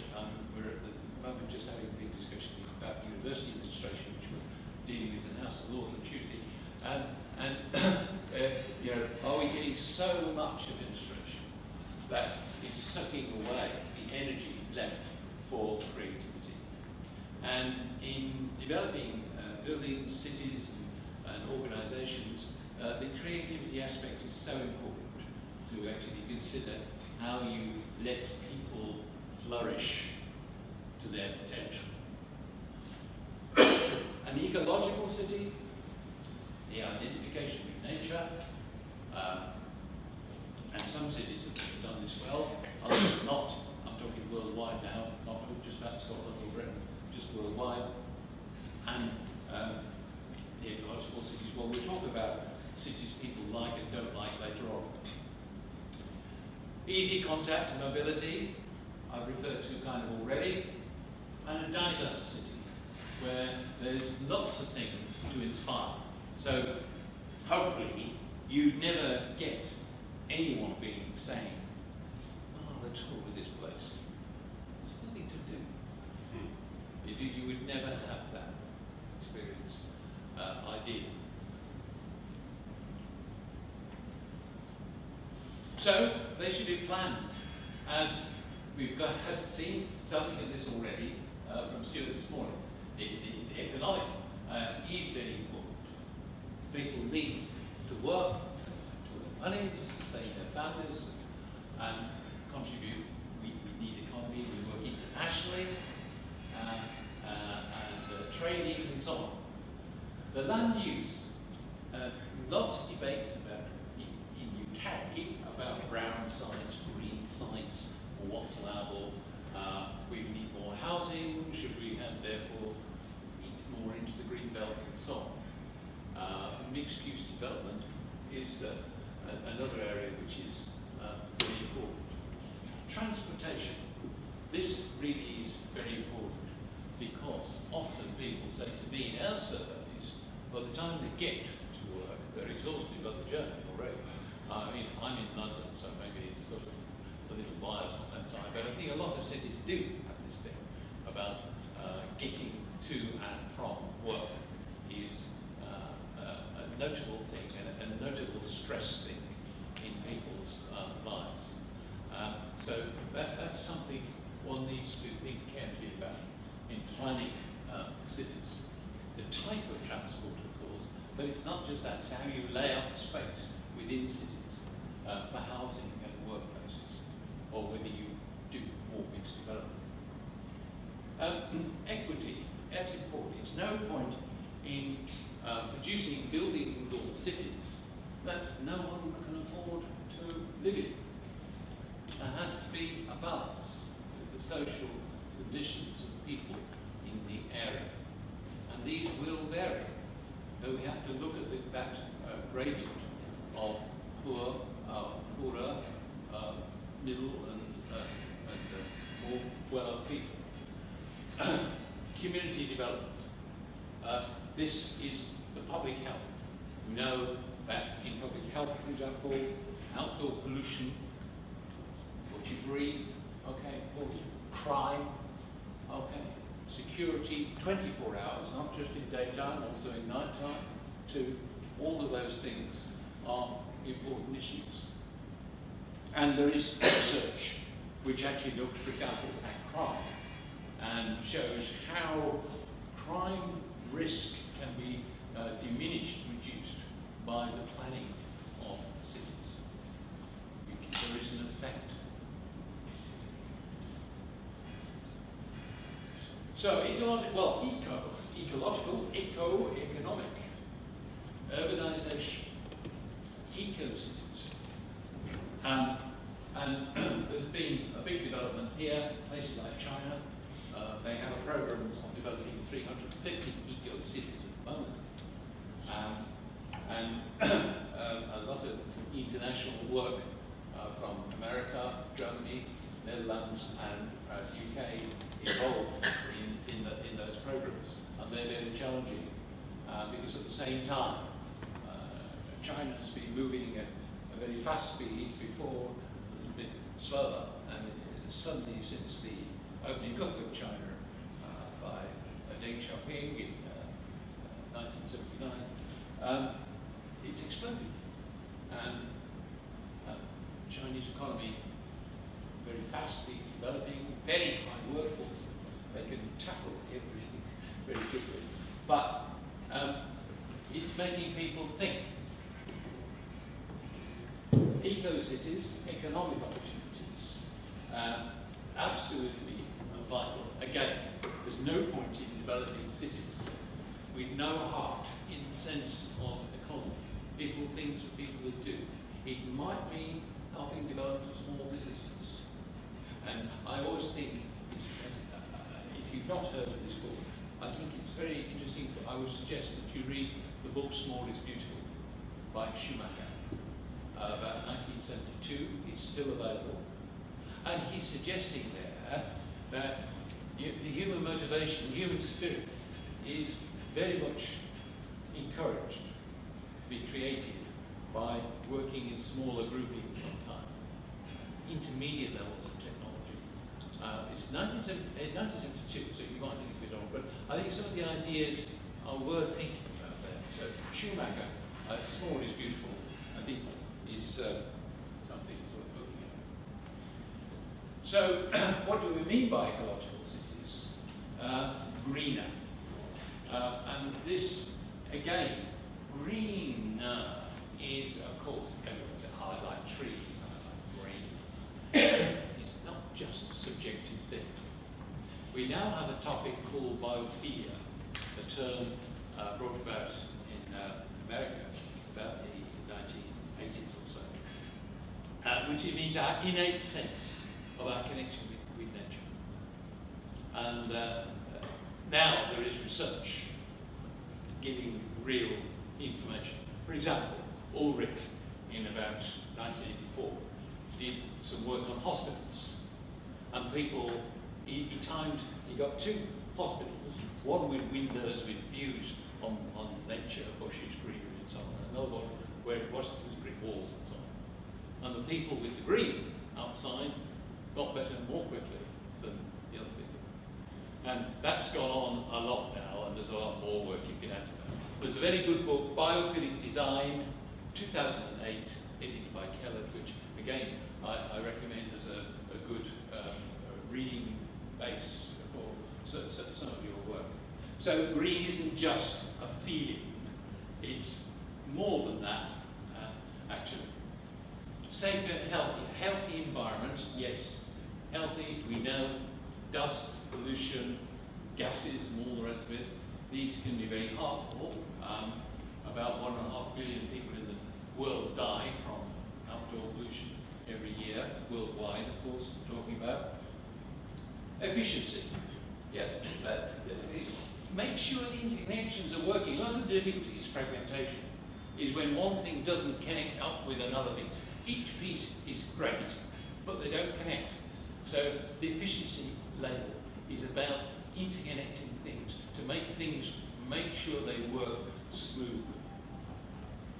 People friendly, yes, people friendly. For example, usability. It's no good putting in machinery or technology that people find difficult to use. It's easy to use. The interface between machines and the human beings must be good. And socially able. That there's some fairness for everyone. Going to the opera isn't just someone who is rich. It's made affordable, or it's organised somehow that lots of people can go. Get people involved in the universities, the community, in the concert halls, in the opera houses. See the rehearsal. That's a wonderful thing by not actually going to the opera itself, but actually going into the rehearsal. Absolutely mind-blowing experiences. And they're often free, or very, very cheap indeed. So make it that everybody can be involved. So we're looking at also, though, the ecological city with reduce of resource management, optimization. And these things are I'm sure you're aware of on your kind of courses you're doing. Local materials, local energy sources where you can, so you don't just fire, everything's got to be solar or something else. It's a combination of natural resources, which is important. Natural ecosystems. Vegetation control of urban climates, landscaping. If you take the temperature of leaves around the building and the building surface, there'll be roughly 10 degrees difference. A leaf will be cooler than the building surface. This helps things like the heat island effect and so on. Enhancing lively community. If all these things work together, people will be happier and enjoy being in the place they are, in the city they are. But open to new ideas, not stagnating in one fixed measure of time. Having the courage and interest to branch out, to show other things. To have many more links between the arts and the sciences, for example. A lot of basic things in either of those things can be interest-wide. The Royal Institution in London is a good example. I mean, it's probably so easy building to get into in central London. There's hardly any security at all. And it's made things like mathematics and science open to young people, not just expert mathematicians. They are there too, but they want to be communicating with everyone else. So, well-being, and a lot of work on well-being. It's a big issue now in many places. I haven't got time to say too much this morning, but it's the personal feelings, it's social feelings. By the side of that, you have got the function. I do a lot of time advising on designing healthy workplaces and buildings, mainly in offices. And at one time, when you designed an office space, it was purely functional. Can you do this? Can you do that? Can you do that? Fine, see. Now, it's not just about function. It's about the human experience. You should be content in your workplace. I mean, we can't be happy every moment, we know that. But, in general, you should have an uplifting place to go to. Now, I can't go to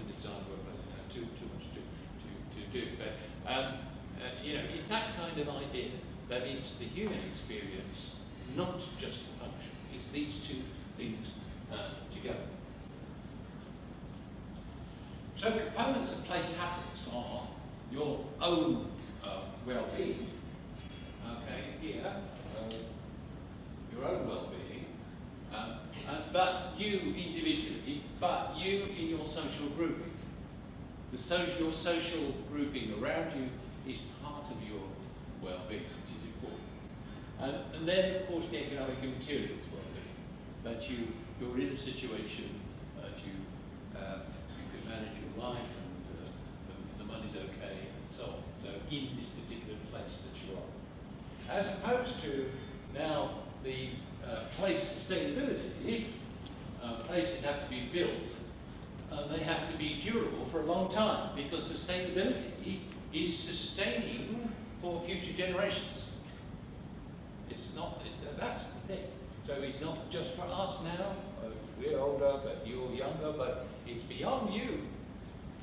So we have to sustain future. Then to do that, we look at remembering that when you build things, there's a lot of energy involved in water and so on there, and then when you've got them, the water use, the energy use, the waste use, all those things I think you're going to study on your module are important. Maybe I should have added in pollution there as well, but it's there.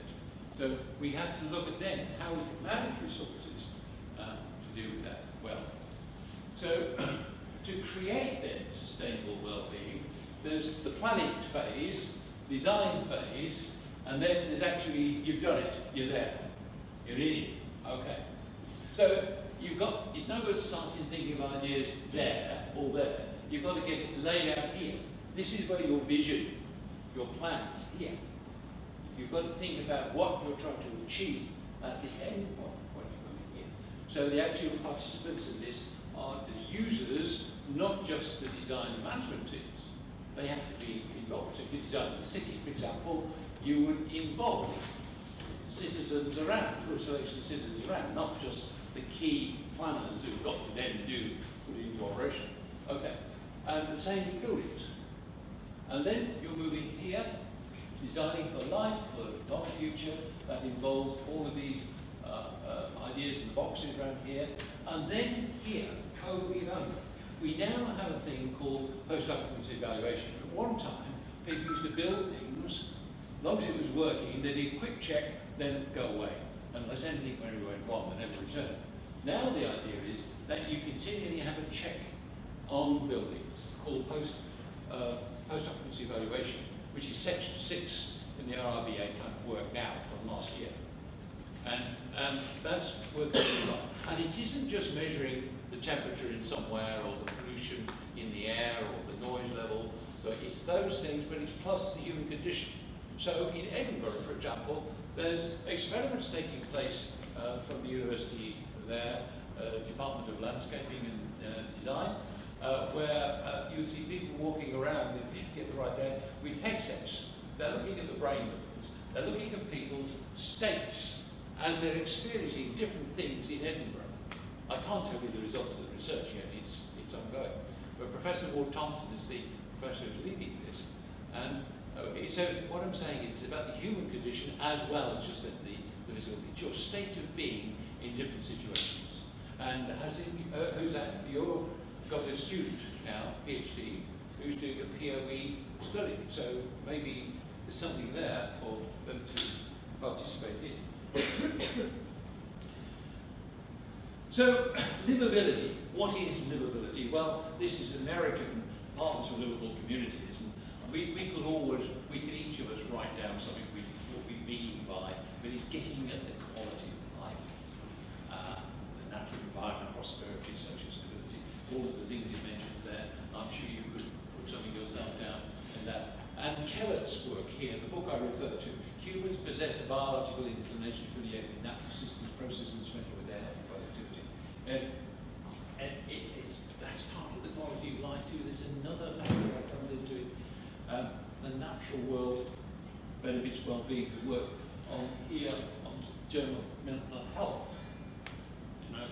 People with dementia and other mental ailments seem to be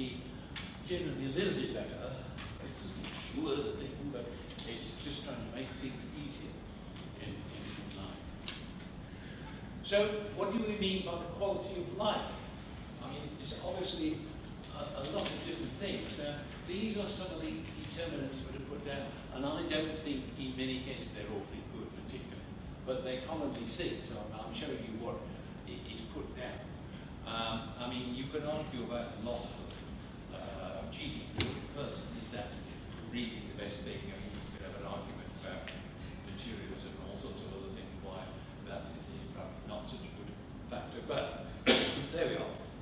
There's something about financial and economic value there. The health is obviously, life expectancy is important. And we can see across countries in the world a very high range, long range of expectancy of life. I mean, we're pretty lucky in the UK. In generally, it's going up. There are now 14,500 people over 100 in the UK. And if you look at the graph of figures, by about 2050, there'll be about 200,000 people over 100 in the UK. So the Queen's letter, she's going to be quite busy signing up. Those of you who don't know, when you get 100, the Queen sends you a personal letter of congratulations. So you're going to be busy.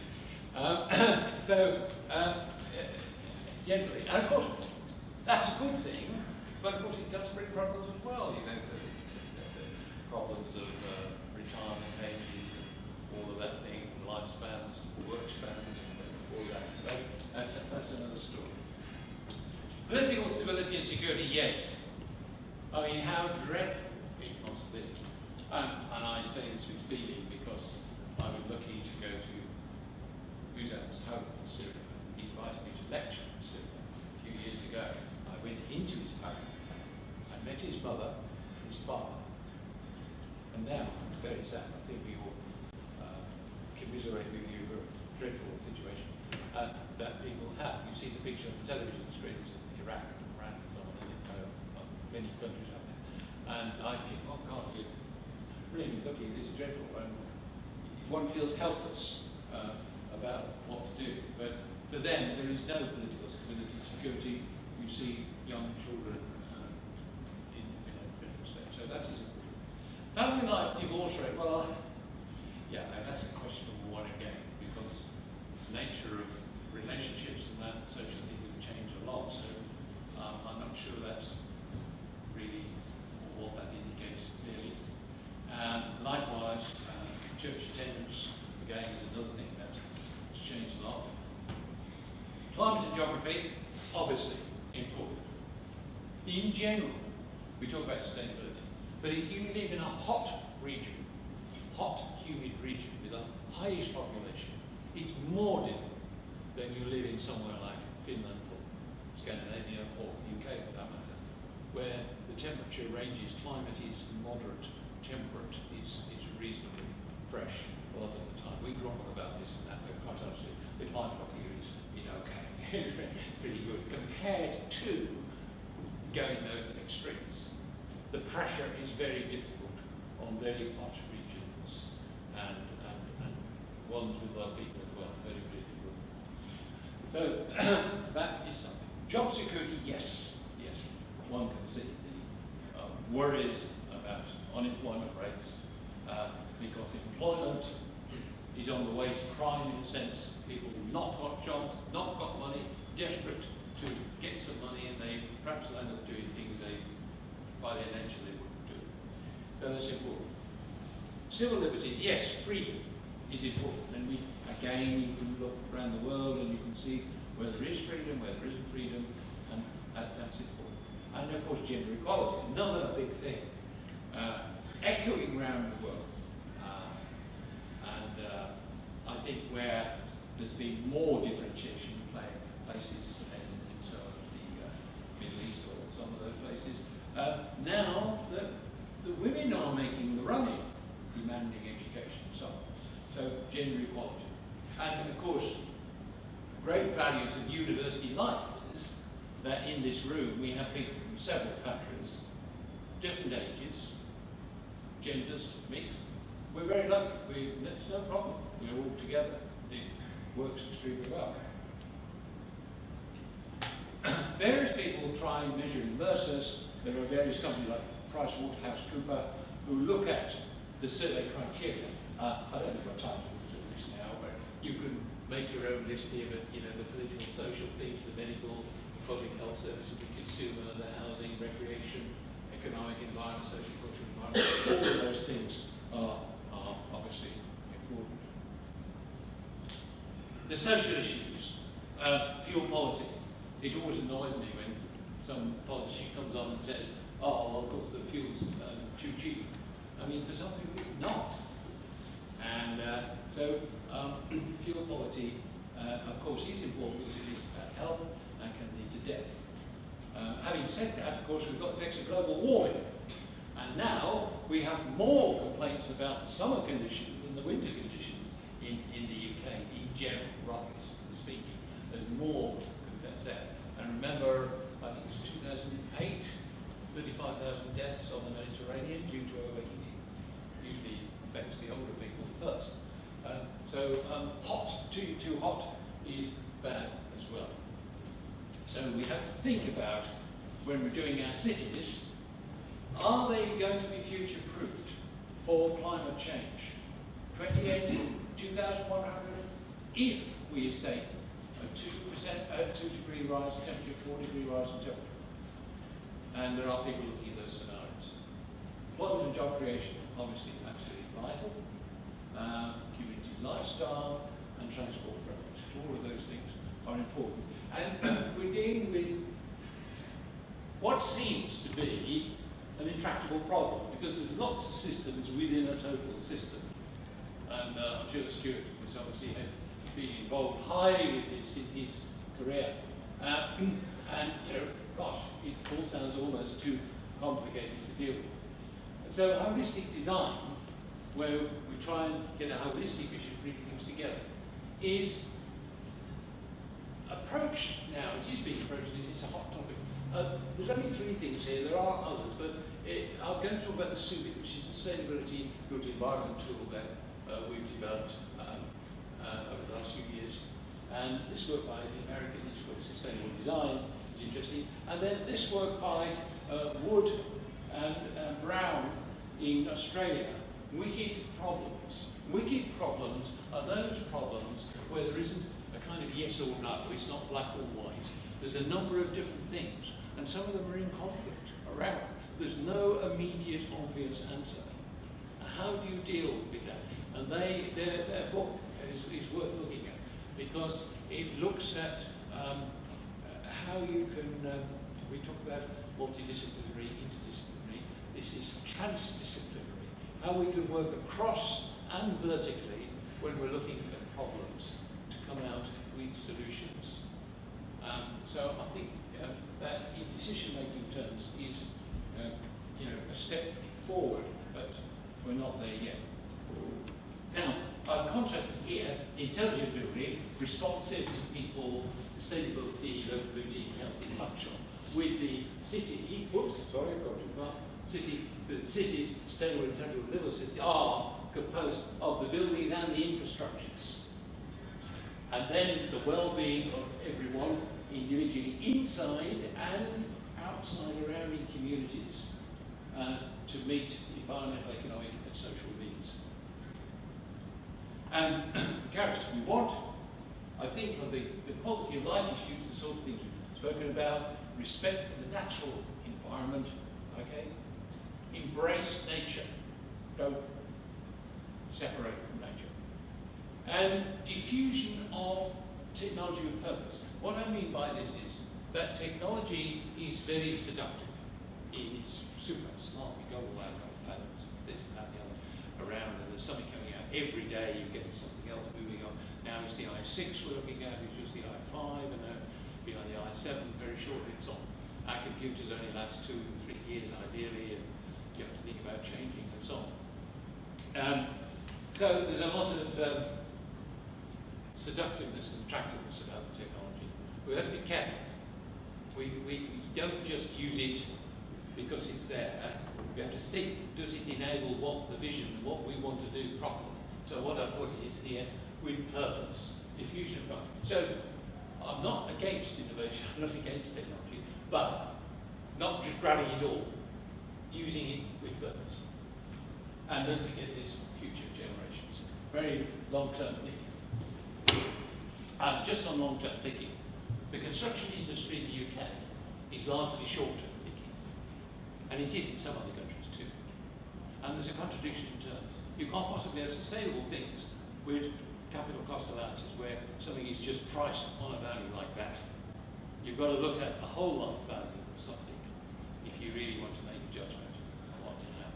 So short-term capital cost only approach is no good when it comes to sustainable issues.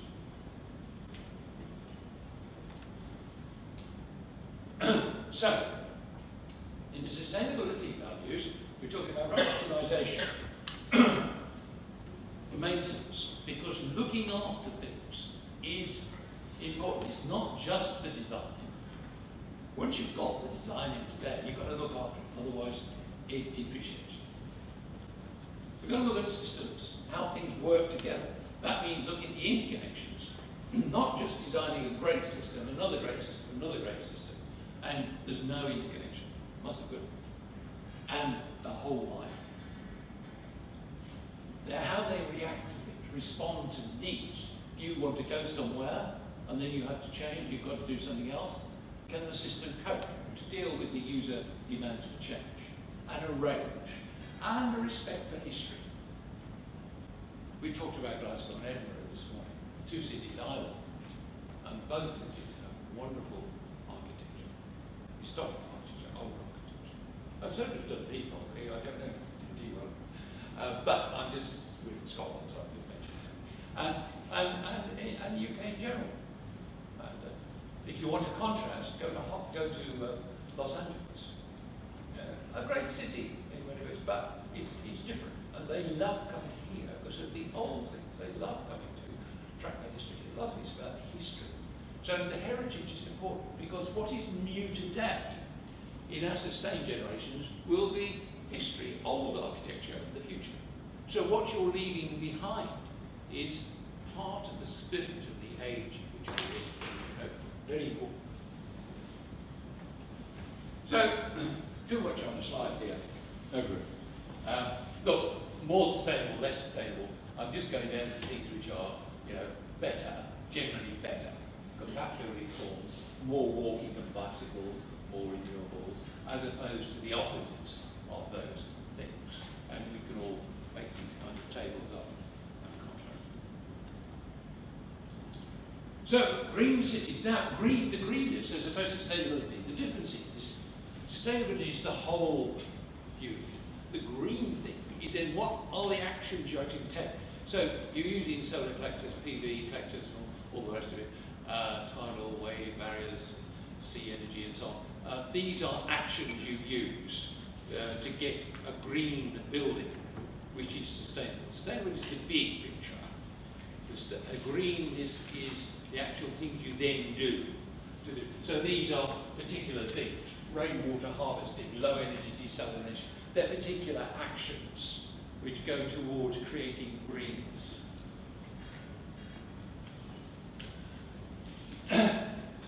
Green building, again, history. We look at this chart here, return of investment. I've got a dollar sign there, but okay, might have been Scottish pound. But starting at the bottom here, mass and built form. Low technology. This is not new technology. There's nothing advanced here.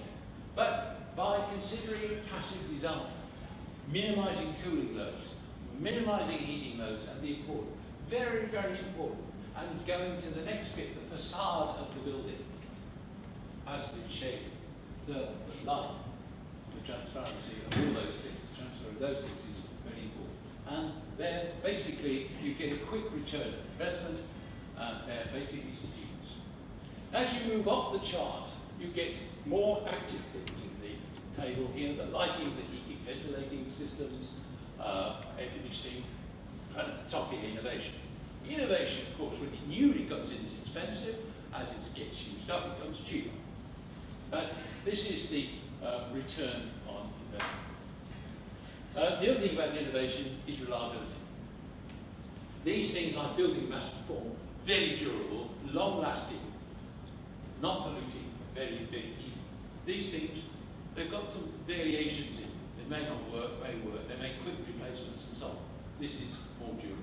So all of that chart is important, but don't forget, don't get stuck at the top here with this bit and forget these bits here. This is really the starting point. And every country in the world, if you look at Paul Oliver's Encyclopedia of Vernacular Architecture, you'll see across the world lots of examples from hundreds, thousands of years ago, which do this part of the work extremely well indeed. So, 15% in getting the thing together, 80% in operational carbon, 5% in demolition or reconstruction or into recycling. We can learn by looking at cities around the world, and we came, well, here's an example of this in Mexico. Cities cover a small amount, but they take a lot of resources. In terms of population, of course, we're moving up towards 70% city urban population by about 2050 or so. But you can see very quickly the lessons of poor examples. As populations will be growing up, you get more and more sprawl, more and more chaos, and more difficult impacts on health, and so on. And the thing is not economic at all in that way of looking at things, and neither it is in human terms. If we look at these things every year now, this is the Economist Intelligence Survey 2010. Every year there's something I haven't flashed this yet.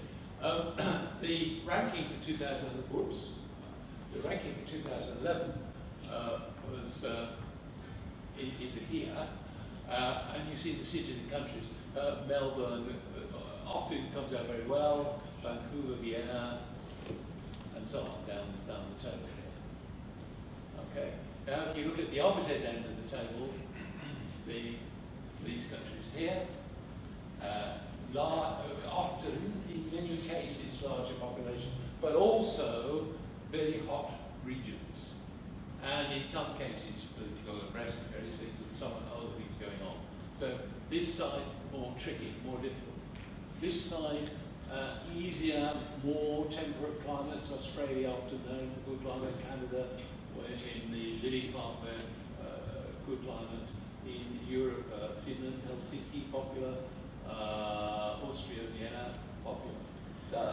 These could go up and down a little bit, but you probably could see the theme. Interesting. Any favourite cities on the list? Anybody been to any of these? No, I think we forget maybe Zurich, Geneva, yes. Swiss city. Yes, yes. You might be wondering where Edinburgh, London appear. They're further down, and never quite. There is a contradiction actually, because I go to Helsinki and work there at the university quite a lot. It is a very nice city, but when I first went there, I thought, oh, it's very quiet. It was a big holiday or something, and it's Finnish people. They have the great respect for quietness, and that's how it is. So it's very quiet. They're very conscious about sustainability. So it's a very fresh climate, and it's very lovely to be. But it's not exciting. Now, if you go to London, people, and New York, which is about the same kind of level on the charts, about 25, 30, something like that, people love them, but maybe for the buzz things, the buzz characteristics. And the buzz characteristics don't come up there. I mean, I don't know, can't say why Edinburgh is there. I would have put Edinburgh higher up, but there we are. There we are. There is this feeling. So it might be worth keeping on. Monocle. You'll see the journal in this railway station, Monocle, and every month they have a list of cities. This guy go around. You probably see. It's about £5 I think. He goes around. Okay. So think about that, and you'll all have your favourites. You'll all have your favourites. And my students last year, I mean, there was this tussle between going to a buzzy city, which is not on here so much, and a very pleasant city. These are. So urban forms, spatial stability, environmentally sound, good transport, socially beneficial economically, good. So there we are, retaining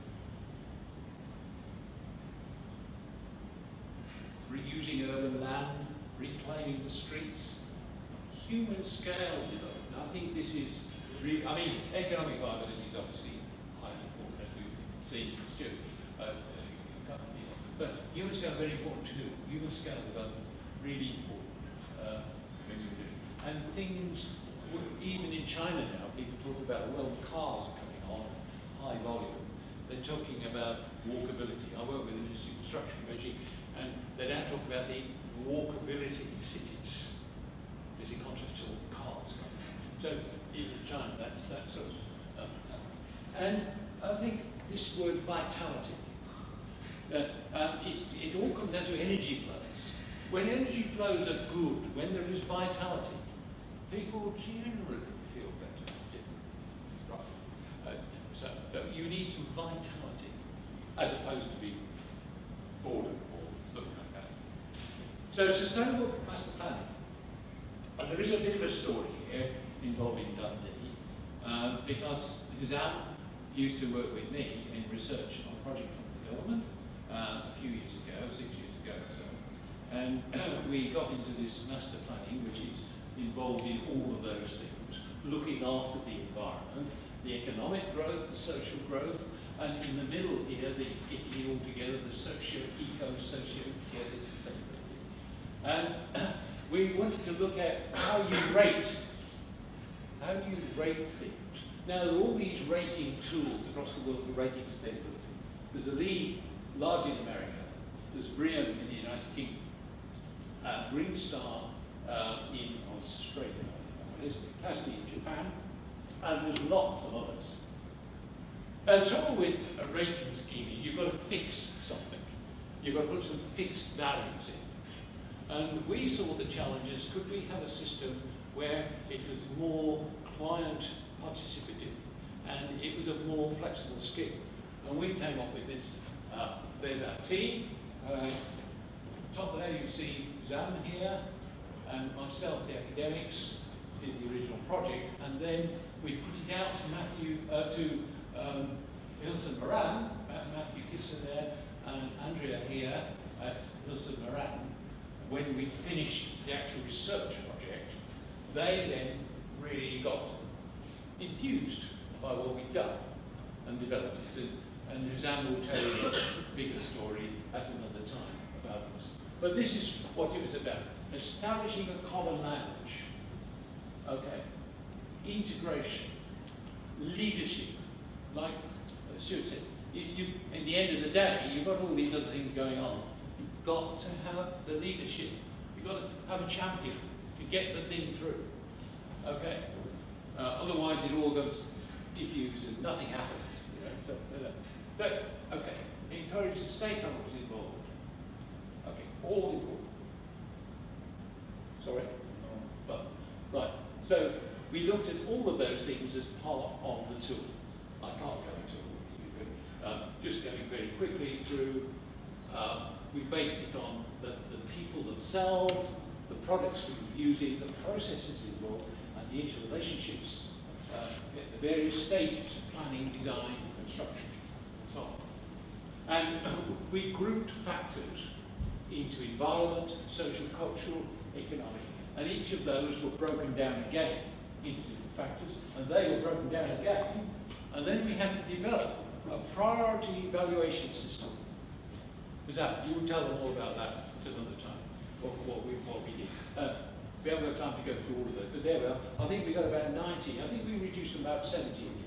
But all those factors come as part of the decision making in terms of working out in a particular thing. The thing to remember is that every master plan that you do in one place, you can't assume it's all going to be the same in someone else. Priorities, various things, will be different in another place. So every job, every project is particular. Okay, so in a sense there isn't a standard, but some guidelines which get you into the right direction. There we are. And this has been used in various places. Matt Kissen's in Qatar at the moment, I think he's using it there. Right, now that's that. That's rating tools. Now, what's the reaction of people to cities? what do you think the main priorities should be for the leader to take into account business? And you can see there, transportation. Don't forget we're talking the city bit. When you are living your life, you're going in between buildings, home, shops, place of work, school, and in between. We're talking about the in between bit. Now, the public transport, roads, schooling, education. People move home, they're often looking for the schools in the area. And the job. Where's the business? Where am I going to get good opportunity? These three things are at the top there. And then you've got the things we've spoken about, crime, security, environment, and so on. What were your motivations for coming to the city? Better work. I'm born here. I was sent by my employer, be close to family and friends. These were four big issues there. Then we come down to go to university, and various other things coming down to this. What are the most important things in making a city an attractive place? Job market, transport, safety, security, and then the other things coming in. So these surveys are quite useful indicators. In this case, this is done by these people, but there are others you could look at. But it's an example that we really do need to take into account people themselves, not the what we call the stakeholders or the demand side, those wanting the city, us, people around, and the supply side who actually then finally get it organised and put it into production as well. Okay, and both of those sides need to be involved in the decision making, not just the suppliers. So, top 5 cities in the world, quality of living. Well, Zurich, there it is, up there. Okay, good. Please, somebody. Vienna, Auckland, Munich comes out very well. Vancouver doesn't go very well. Yes, Germany in European does very well. Austria always seems to do well. And personal safety, those cities there. I can believe Helsinki is there. Zurich again. Well, there we go across the Americas. You see here that only one US city, one US place, Honolulu, but 4 in Canada. But Canada, big landmass, 25, 30 million people, something like that, small population for the landmass. And 90% of those people live within 200 miles of the US border. But, you know, Canada does very well. Asia Pacific, well, Australia, very predominant there, New Zealand, in Europe, those cities, and the Middle East. Well, but notice their ranking are much higher. Much higher. But, I mean, you know, they're well, not only very hot places. I think Johannesburg and Cape Town, having been there last year, South Africa is a wonderful city, Cape Town is a beautiful city. But I think it's other things, stability, settling down the politics and social things, and those things which may upset the balance. But I mean, they are great places.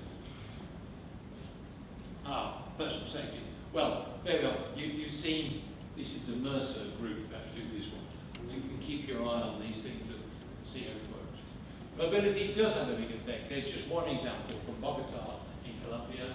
On the left-hand side here, the Transmilenio before it was installed, after. So this is like a rail bus service, which cuts out all the rubbish you've got over here and gives it much speed. But the thing is very cheap. So everybody can use it. You know, you don't have to have lots of money or anything like that. It's not expensive. It's easy to use and figure. I've been on it, but this is what I'm told and what research shows. Now we're coming to Abu Dhabi, the Masdar new city, which is not finished yet. Just some glimpses of what we could expect. Maybe this is in the Middle East.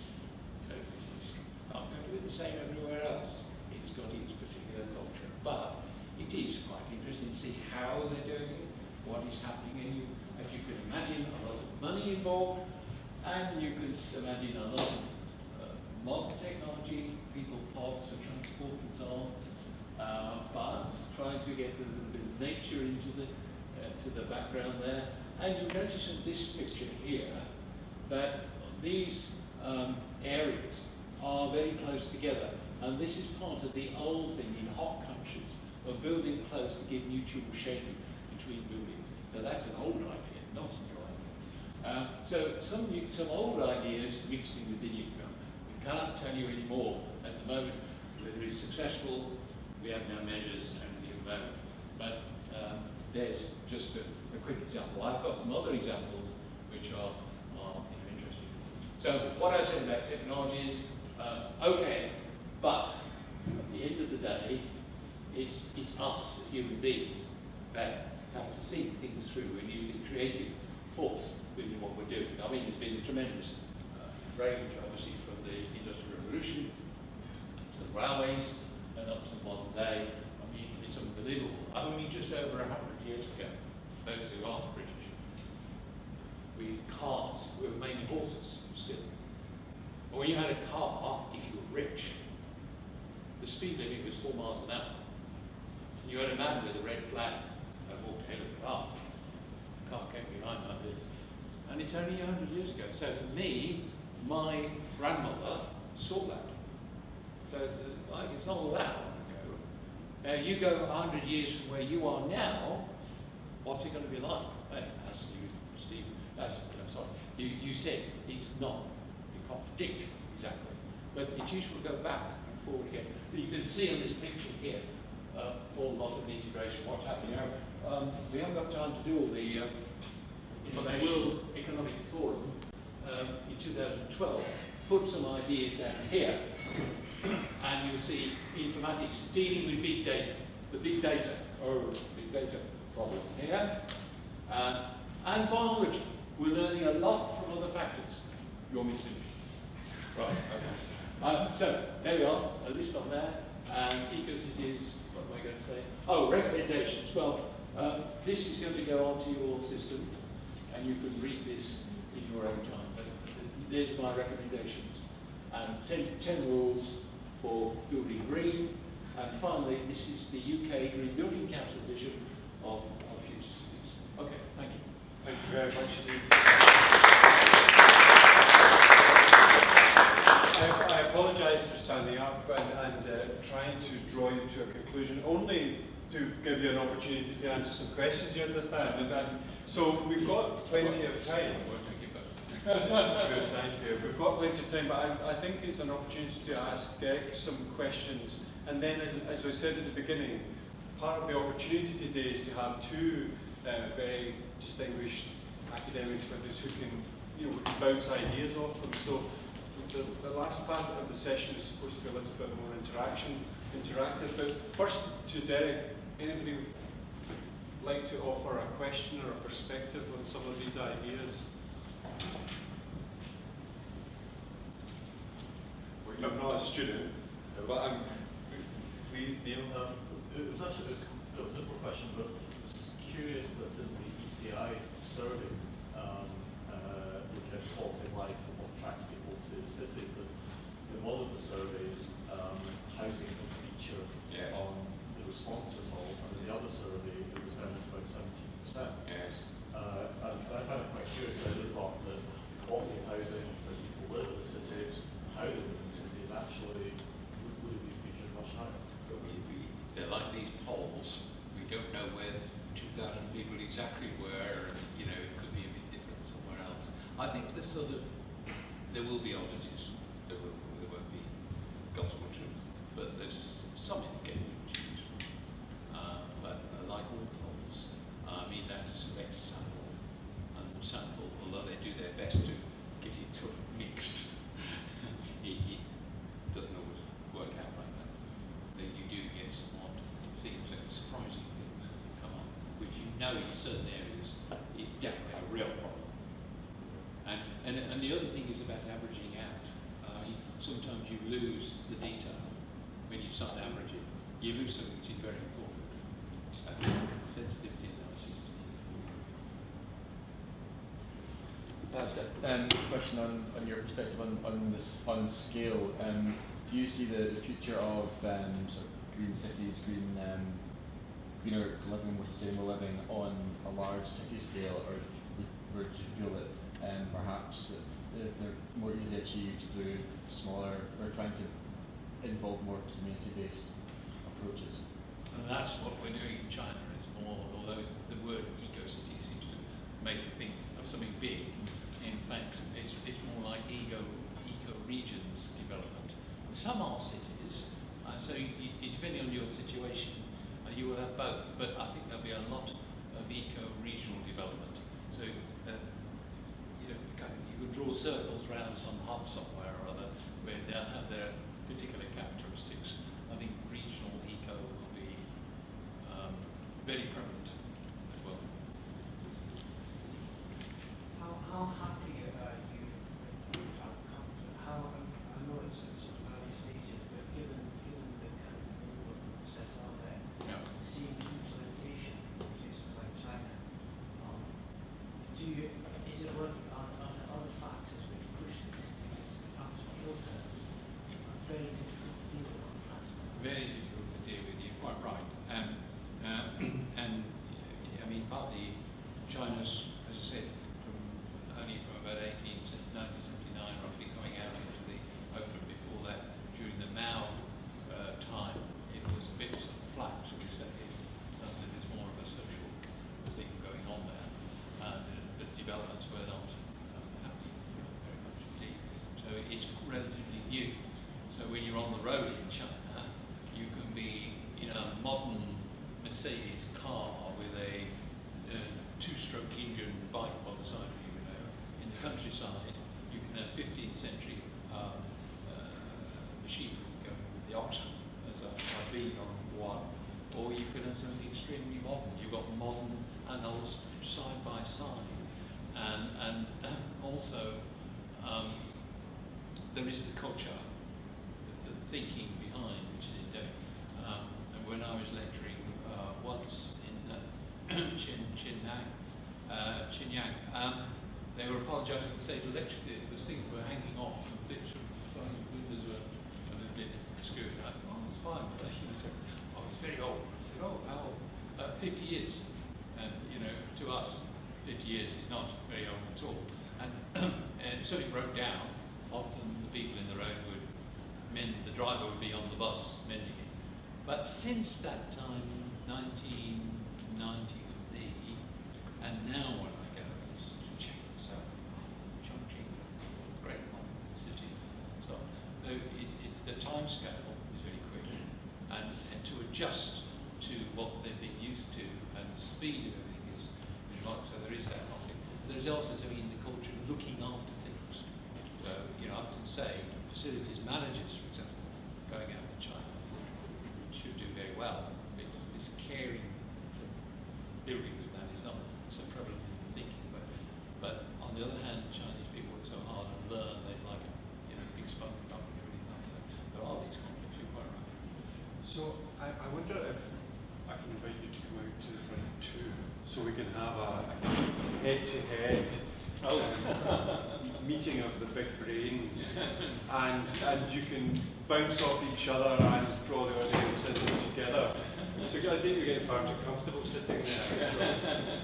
So you've now had a chance to hear both of these perspectives. The much more economic in the first talk, much more kind of human-centred in terms of livability and so on in the second. So, and we've got 10, 15 minutes, please. So my question goes maybe more to you, Mr. Gilbert. Yeah. It's how would you rate the importance of agriculture, proximity, and the problem? It's maybe two questions in one, and the problem of amortization of old infrastructure in the cities, and the impact. How would I rate it? Yeah, how would you rate it? Maybe would it be problematic in the future? The proximity of agriculture to near the cities. What's behind that question?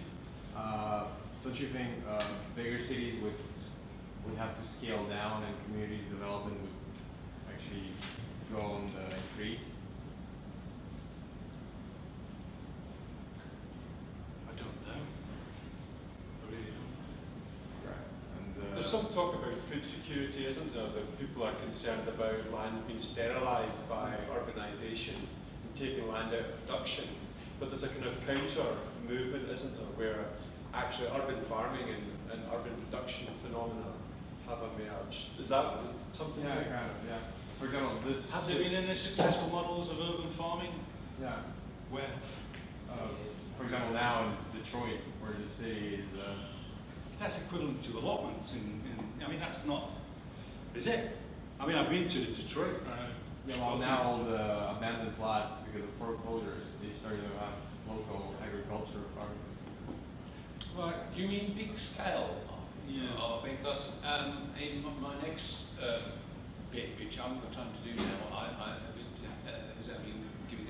I'm showing some vertical garden cities. I mean, so that the individuals who are living there can grow and do their more of a allotment thing, but going up because of the high population. I mean, we've got those sorts of things going on.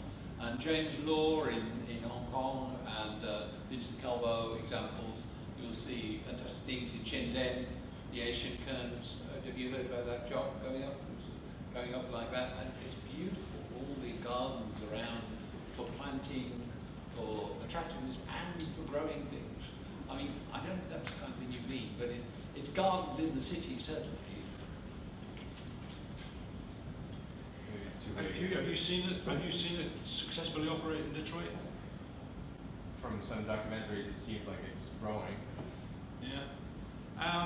It must have been about 5 or 6 years ago since I was in Detroit. And it didn't look any more than what we would call allotments. And the demand for allotment space in the UK, for sure, has gone enormously up. I mean, this idea that people now, this generation, must be my generation, I have to say, regard that as part of a much more self-fulfilling life, to grow stuff and to eat their own stuff that they do. I hadn't noticed it was anything more than that in terms of scale in Detroit, but I mean, I may be wrong. Maybe it's You'll have to look it up now. there are big tracts of land there, is for sure, as indeed there are in Glasgow. All abandoned cities and parts of abandoned cities present problems. I mean, I think that we've been talking about urban forests and agriculture for a long time. I don't know whether the claims for that have been too extravagant and we've never been able to meet them. I think in principle it's a good idea. How it would work, I'm not quite sure. You know, to have a forest in the city on abandoned land by industry, you know, we're talking about shrinking cities in population terms. That's a big, big issue, and there's been a lot of research done on that in Europe, particularly in Eastern Germany, since the wall came down. Whole cities have been abandoned, and whole parts of cities have been abandoned, and they've talked about the issues concerning shrinking cities. That's been part of the problem, part of the solution rather, to actually plant the thing up with lots of trees and this kind of thing. And they tried to make a case through commercialization of timber and reusing timber and all this kind of thing. And I think that they've probably failed to do that. But I think the principle, the idea of, you know, recolonizing major parts of cities by planting and allotments and all this kind of stuff, more integrated urban future, to me sounds very appealing. Sounds good. Can I say something about some of your data? Living in a city that has the worst health data, used to live in a city that had the worst health record in the United Kingdom, the sick man of Europe, called Glasgow. This is what I present. You know, the answer to this is real cities. My number 9 or 8, or I can't remember. If you had real cities, I think Glasgow would not be bottom of the pile. The fact is they collect health records for the city of Glasgow, and all the better off, healthier people live 100 yards.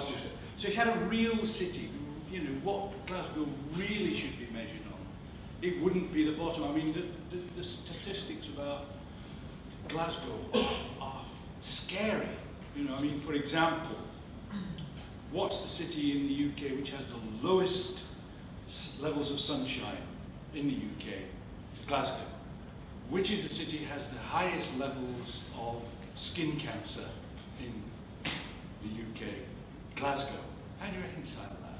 Well, of course, they go to sun parlours and sun machines, and that's what happens. So I'm very sensitive about Glasgow's performance on health. It is a lot better than it looks, and it's because, in Glasgow's terms, it's not the real city. And I'm you know, a lot of data, and I'm sure you will agree with this, a lot of data at the urban level is very fluffy. That's a technical term. It's like, yeah, we make up a lot of this. I have to declare an interest. I argue with my son, who runs the European section of the Economist Intelligence Unit, and he is responsible for the publication of this data. And we argue about this. I say, get some real bloody data. And, you know, and he said, well, you know, people like this data. They like league tables. They like to see where they are.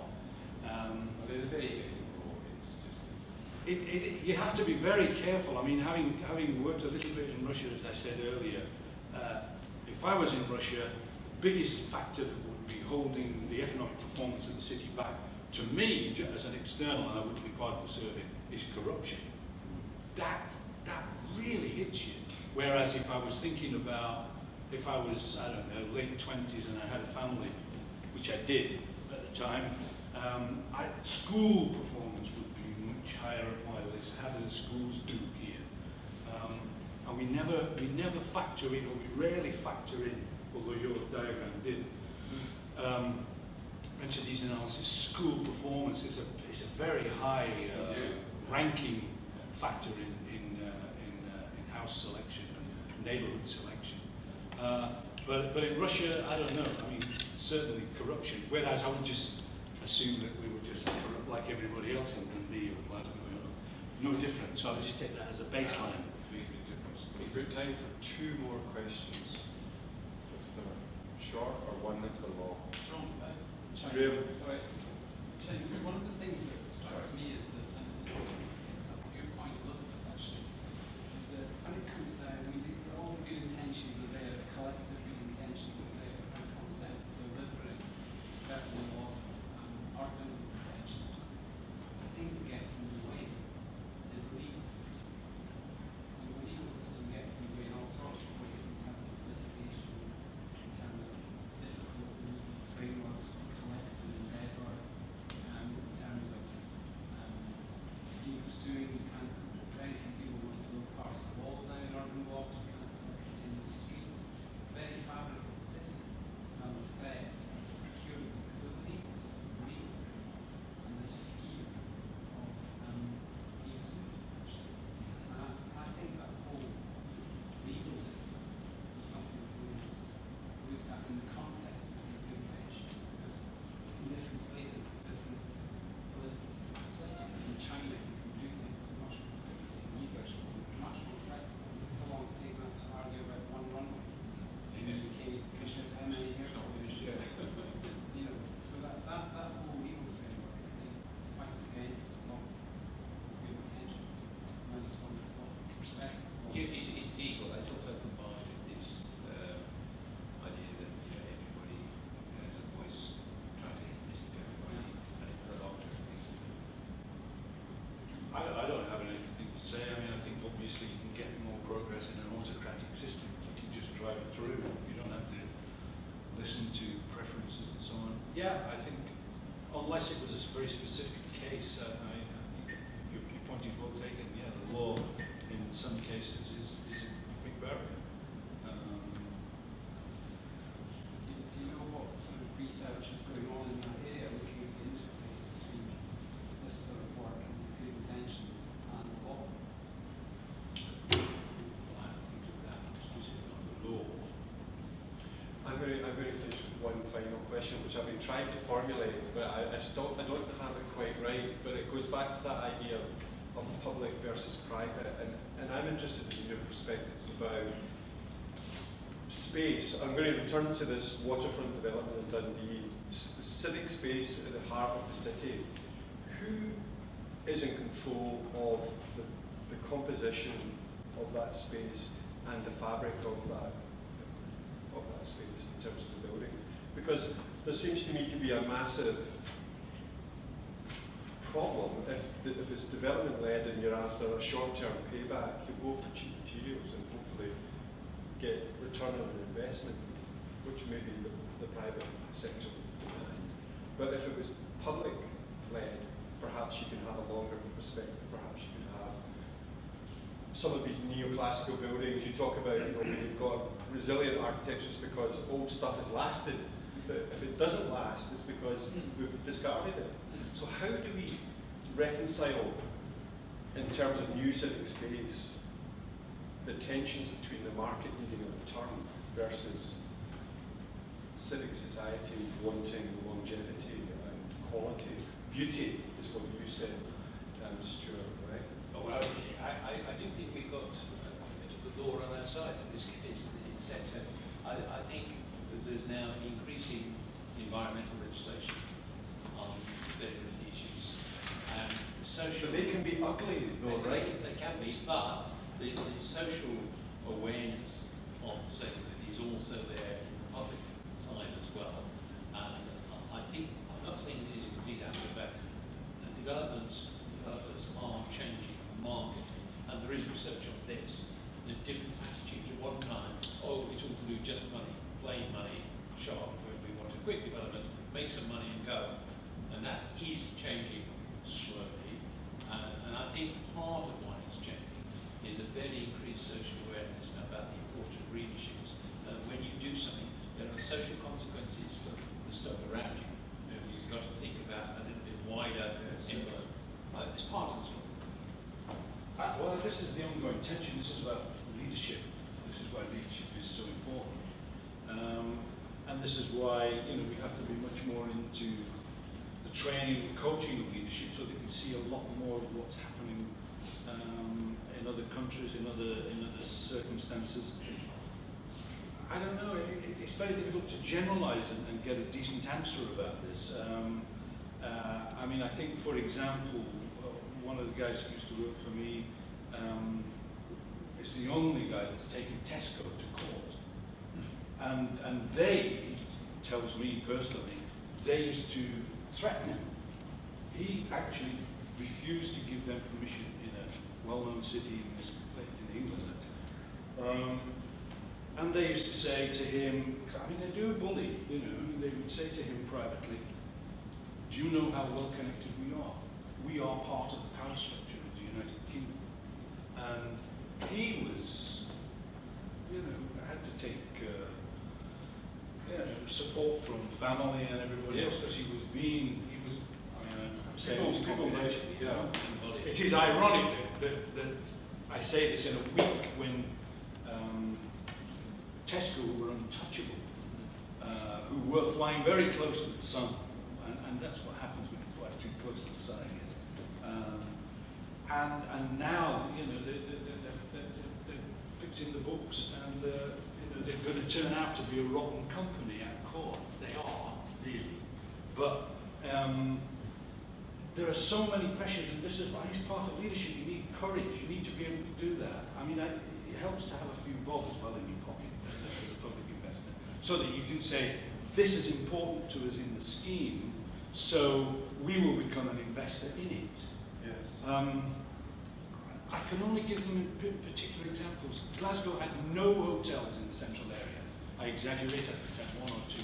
Now it's got loads of them, but in the 80s it had very few. And what we did there was quite deliberately. I did a deal with the city council. I said, I don't own any land, you own land in there. The alternative use values for that land in the centre, it's no good having hotels on the periphery of the city, because to get tourists in, using Kelvin Grove and the restaurants and Merchant City and all that stuff, it's important to have hotels in the centre. you own land, I will see if I can invest in hotels to get them in. And we put together a prospectus, we put together an offer, and we went around, I did personally do this, knocking on doors of hoteliers and saying, come to Glasgow, come and have a look at these sites. And we took them around, blah, blah, blah. And what happened was, the city put in the land, on some occasions on a long-term, non-return lease, and I looked for ways in which I could invest in the deal, either in terms of land preparation, in terms of access roads, in terms of rehabilitating the site, and in one case, actually investing in it as an equity investor. Now, you need to do that. Did you want to come in, and then finally we're going to take our comments? I mean, I can't give you specific answers. The city won't always retain control of it. And it's not a passive green space, it's a very active revenue earning space. You see, it's been sized specifically to take up to 10,000 people at a concert, which is the limit you need for big attractors. The stadium seems to be the benchmark for some reason. And they've worked it all out in terms of revenue, how much the stadium is actually money earned. Which is this? The big green space in the centre. Right, right. Garden, public garden. No, I don't even mean specifically, I didn't mean specifically the city, I meant the whole composition of the development in its totality. You know, about the master plan, as Susan might describe it, and then how that translates into the livability of that space. Well, we've been working very closely And I think researching that for 30 years now through the master study. What's very interesting is the more fine-grained, the less abstract the idea becomes. It's just blocks and it's all going to be wonderful. The more fine-grained and detailed it becomes, the more difficult it gets. These legal issues. When each super block has to be divided up its way, each developer doesn't want to touch their own 2 meters for 2.5 billion. So suddenly, instead of having a wonderfully adapted historic fabric of the city, you can't build streets anymore. Each thing has got to be sectioned off with all the text down the wall, key blocks, and it's the law. Well, that's something I think that the student body need to take away and reflect upon, and I am conscious of the time, and we need to take our guests for lunch. So I'll just do 2 quick things. The first is to remind you that the next session begins at 2 o'clock, I think with Professor David Adams speaking this afternoon. Should be very good, and Graham will be chairing that session. And finally, and most importantly, to just say thank you on our collective behalf to Derek and Stuart for coming all the way up to Dundee and sharing their vast experiences and very generously giving their time to come and speak to you. So let's give them the acknowledgement they deserve. Thanks very much.